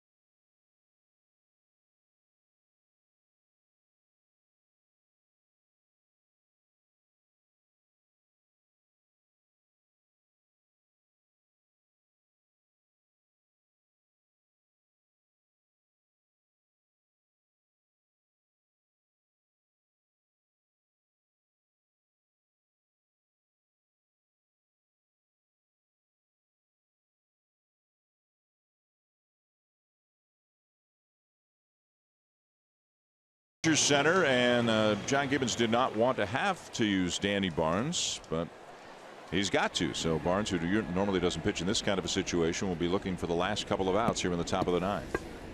11-5 Yankees, and Barnes making his 40th appearance. He recently came off the disabled list. He had some shoulder issues, so I'm sure they would have just as soon not used him here in this situation tonight. First pitch swinging, Ronald Torreyes lifts a fly ball into shallow right field, and Bautista is there to pick up the second out. Danny Barnes has had a terrific season. As we mentioned, he just had some shoulder issues. He had to go on a DL, get that shoulder right. But all across the board, his numbers are very impressive. The number of hits, there's 34 hits and 45 and a third coming into this game. Opponents hitting just over 200 against Danny Barnes. He went through a stretch of about 3 or 4 games where he was giving up home runs. He gave up 3 or 4 home runs in a span of about 10 days. But he has been, for the most part, pretty good. I think if you look at the team on the season and say who exceeded expectations, Justin Smoak's #1 on the list. But the guys after that are probably Tepera, Barnes, Leone, those 3 guys out of the bullpen. Absolutely. And it was not thought to be his strength, but you're right, they have exceeded expectations. But Danny Barnes, we saw signs of this a little bit last year when he came up, because he's a strike thrower. They would like to be able to help him develop a better breaking ball, give him a look that will go in an opposite direction of his fastball. A little bit inside, and it's 2 balls and a strike on Brett Gardner, who's up for the 6th time tonight. He's 1 for 4 with a walk. Blue Jays worked awfully hard to get back into this game in the middle innings, got as close as 1 run down at 6-5, but just couldn't hold them. The Yankees with 2 in the 8th and 3 here in the 9th.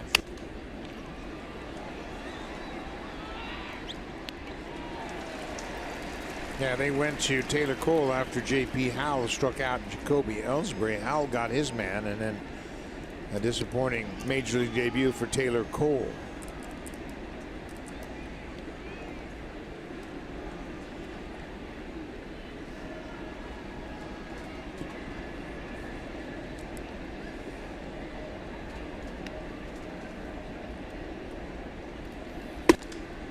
Up and away, full count.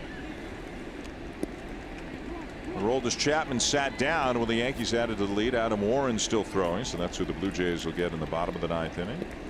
Chase Headley waiting in the on-deck circle right now for the Yankees. Smoak playing behind the runner Cooper at first base. He'll be on the move. And that's the inning. So Barnes gets a couple of outs, but the Yankees do some damage. They've got a 6-run lead going to the bottom of the 9th.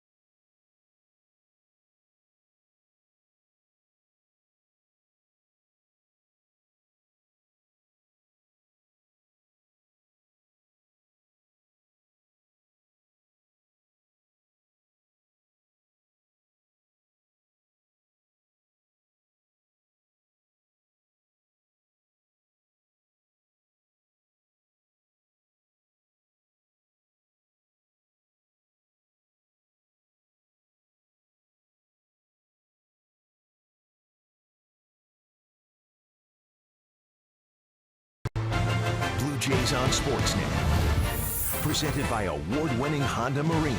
Great days on the water begin with Honda.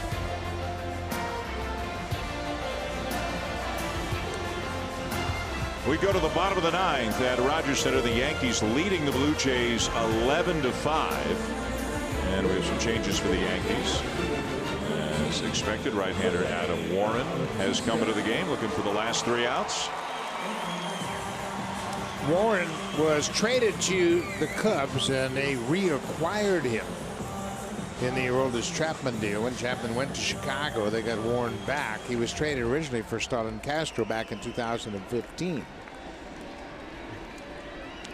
More changes. Tyler Wade has come into the game at second base for the Yankees. Ronald Torreyes has gone from second to third, and I think we can make a fairly educated guess this has to do with Todd Frazier's elbow and that hit by pitch in the top half of the inning. Jose Bautista leads it off. Probably got some ice on it now, trying to keep the swelling at a minimum. Bautista 1 for 4 tonight, a solo home run back in the 5th inning.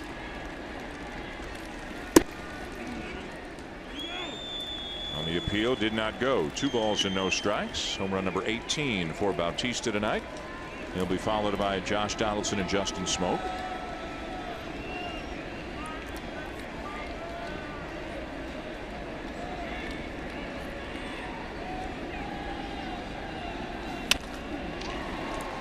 Torreyes will be tested right away at third and makes the play. 1 down. Now for a preview of what's coming up on Sportsnet Central, here are Ken Reed and Brendan Dunlop.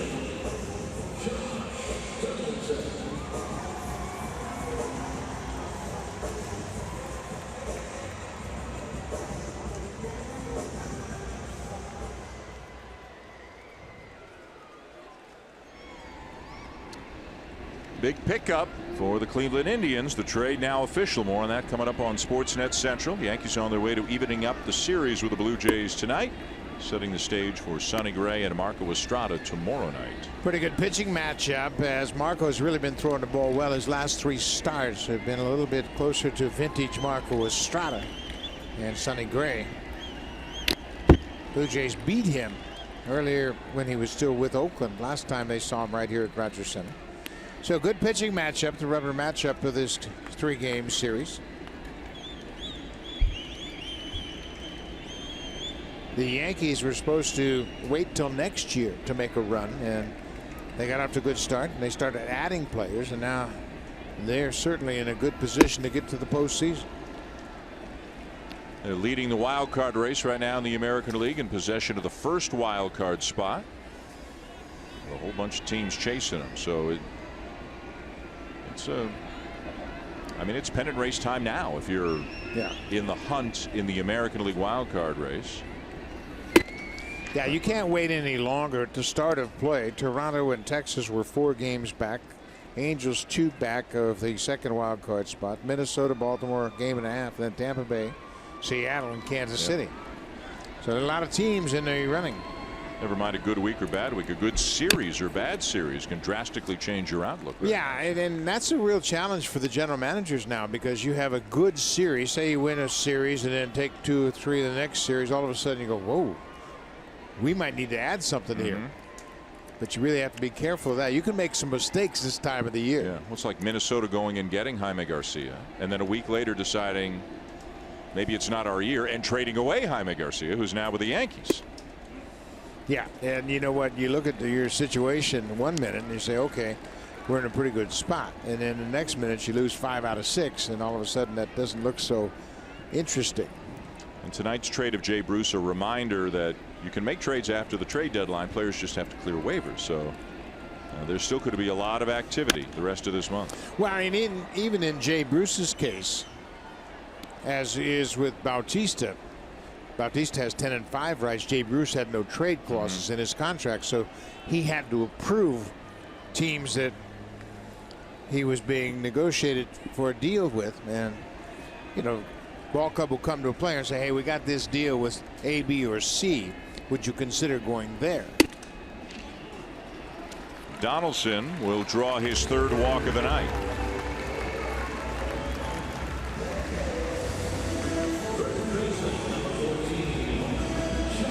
So So a man on for the Blue Jays with the 1 out. That'll bring up Justin Smoke. Tell you, with a 6-run lead, Joe Girardi and Larry Rothschild, and this is not unique to them. This is any manager and pitching coach in baseball. They don't look terribly relaxed. No, you don't get relaxed until you got your second sandwich in the post-game spread. Smoke 0 for 3 with a walk, all 3 out strikeouts tonight. And probably what he's frustrated about, he doesn't want to have to get Chapman up again. Now it's a 6-run game right now. We saw Girardi on the phone. Nobody's throwing in the pen, but maybe that was a, hey, if the next guy reaches, get Chapman hot. But teams right now are not only tracking innings or pitches, they're tracking ups and downs in the bullpen too. You don't want to wear a guy out in the bullpen.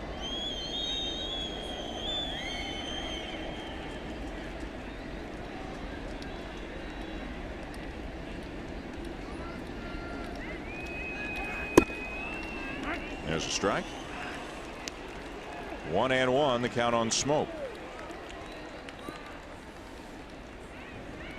Former guy was traded from the Yankees to the Cubs and then came back to the Yankees again. And again, he adds to that tremendous depth they have in the bullpen.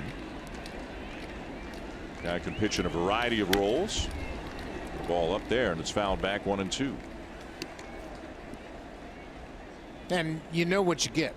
He was already with them. He fits into the situation. They know he can handle New York. They know he's a good fit on their team. So instead of going out shopping around for unknown people, you just say, hey, let's get him back. He did the same with David Robertson. And Smoke strikes out again, and the Blue Jays are down to their final out.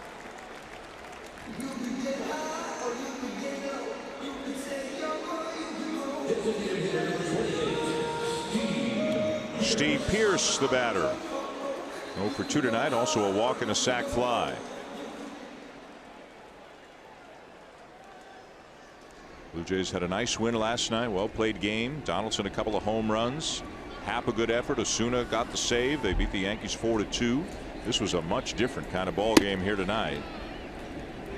Well, you dig down in your minor leagues and you have to call upon a guy to make his first start.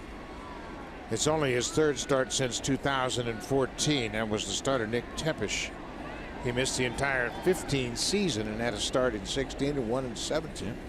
And Taylor Cole making his major league debut, and even Campos was just called back up to the big leagues.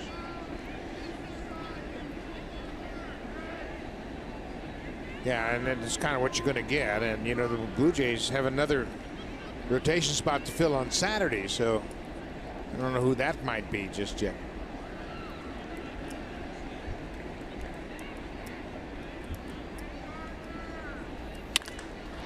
Laced into left field. That's a base hit. Donaldson making the turn, coming to third, and just in there ahead of the throw on a long single by Pearce. Well, good for Josh. He busted it with 2 outs, got off on contact, and then beat the throw in from Gardner. Brett Gardner's got a strong arm, and he made a terrific throw, but Donaldson slides away from the tag and gets there before the tag is applied by Torreyes. You know, in this ball game, you're down by 6. A lot of guys will just take second base and stop there, but to his credit, he hustled first to third. And Joe Girardi's on the phone again. And we'll see if that means that Chapman is going to get up again. Kevin Pillar, the batter.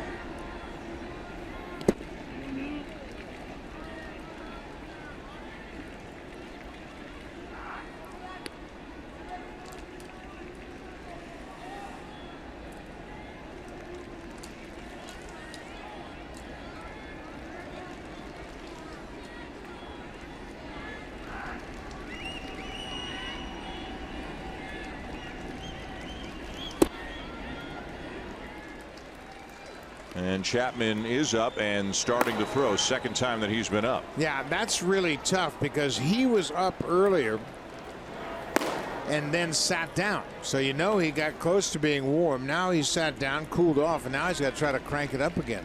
And you can see the frustration on Girardi's face.